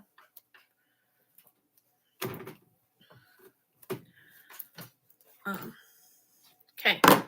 So now I can press it. Oh, I don't have it on. The only thing I don't like about this is it turns off like after a very short period of time. I know it's a safety measure so that you don't leave it on and like burn your house down, but it could stay on longer than 5 minutes. That would be nice.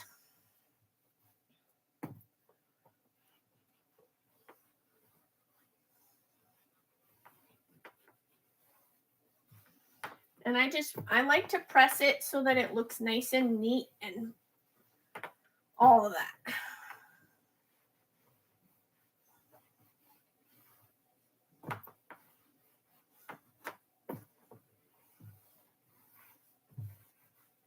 And I flip it over and I press the back.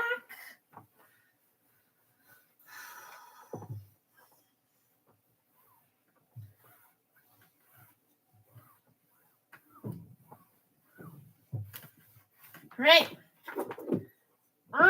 It's twisted. Okay. Here it is. These bags will be 40.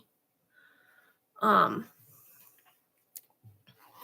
I'm only going to be making a certain number. I'm trying to make it to at least 15. So it's Dorothy's dress, her ruby slippers, and the yellow brick road.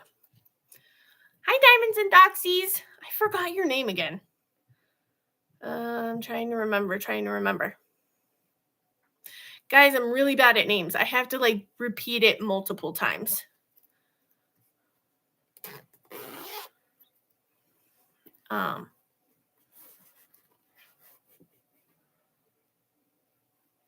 Yeah. Well, I kind of have a weak spot for fabrics too. Yeah, that's my machine. That's a Brother PR 620.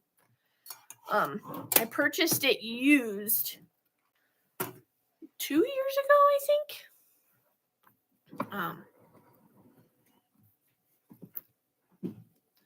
So, and then there's the very sparkly slippers.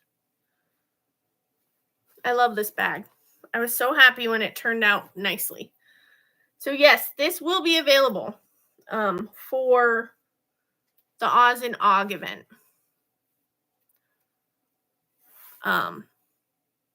Yes. So this will be available. I know, I really like this. I went on a quest to find fabric that was like sparkly.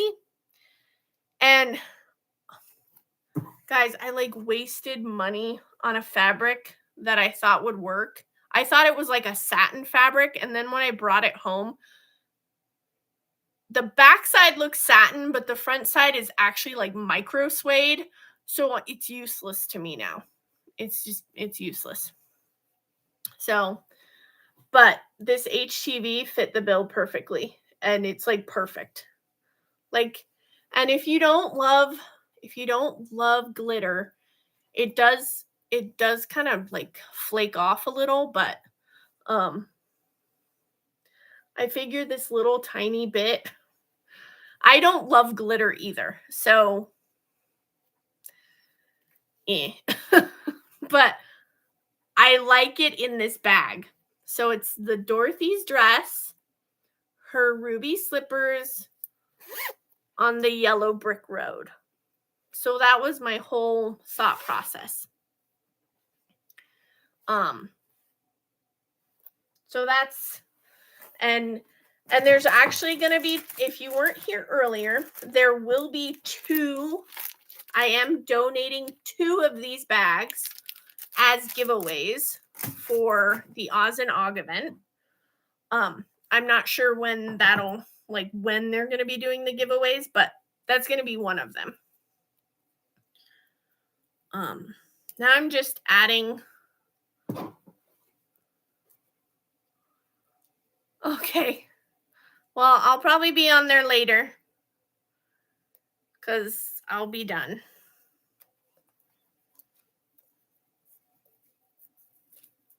So here. So I'm adding on a little zipper pull. And I want to trim it because it's too long. I don't like it. I like it to be long, but not that long. So I just pull it out.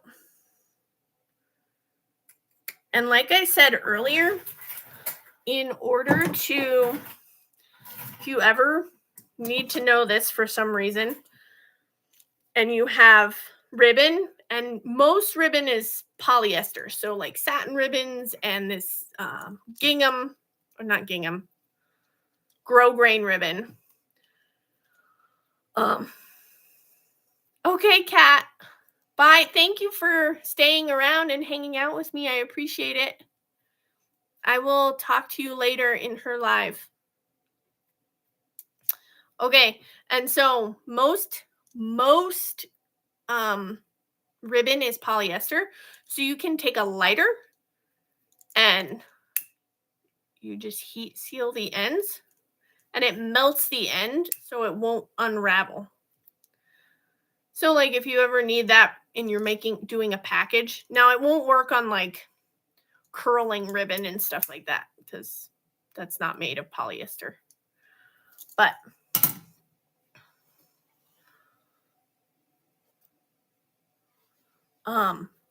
then there's the little pull. I add the pull every time because it's nice to like grab onto since the zipper itself is pretty small. So like here's just the zipper. So if you had to like grab onto this teeny tiny zipper, like it's harder. So I like to add the pull so that it's something to grip onto. But that's the finished bag, guys. I hope you enjoyed watching me make it. And if I wasn't talking the whole time, it probably would have taken me about an hour and 30 minutes. Because I have everything pre-cut. So, that is the bag. Hold on. Do I forget to like seal this? There we go. Okay. So that's the finished bag. So far I think I've made, there's 2. I've sent out 3 already. So 3, 4, 5, 6, 7, 8, 9. I've made 9. And then I just add them to these plastic sleeves to try and keep it protected. But that is it, guys. I think I'm gonna call this live done. So I can go up and have some dinner with the hubby who just got home. So I hope you guys enjoyed, and I will see you on Ditsy's live, I'm sure, if you're gonna be there. I really appreciate every single one of you who stopped to watch and to join me. Like, it really does mean a lot to me. Like, when I say thank you and I appreciate it, like, I really, really do mean it. So I hope you all had a fun time and you got to laugh at me a little bit. And I will see you in my next live, and I will see you later on Ditsy's live. Thanks for joining me. Bye, guys.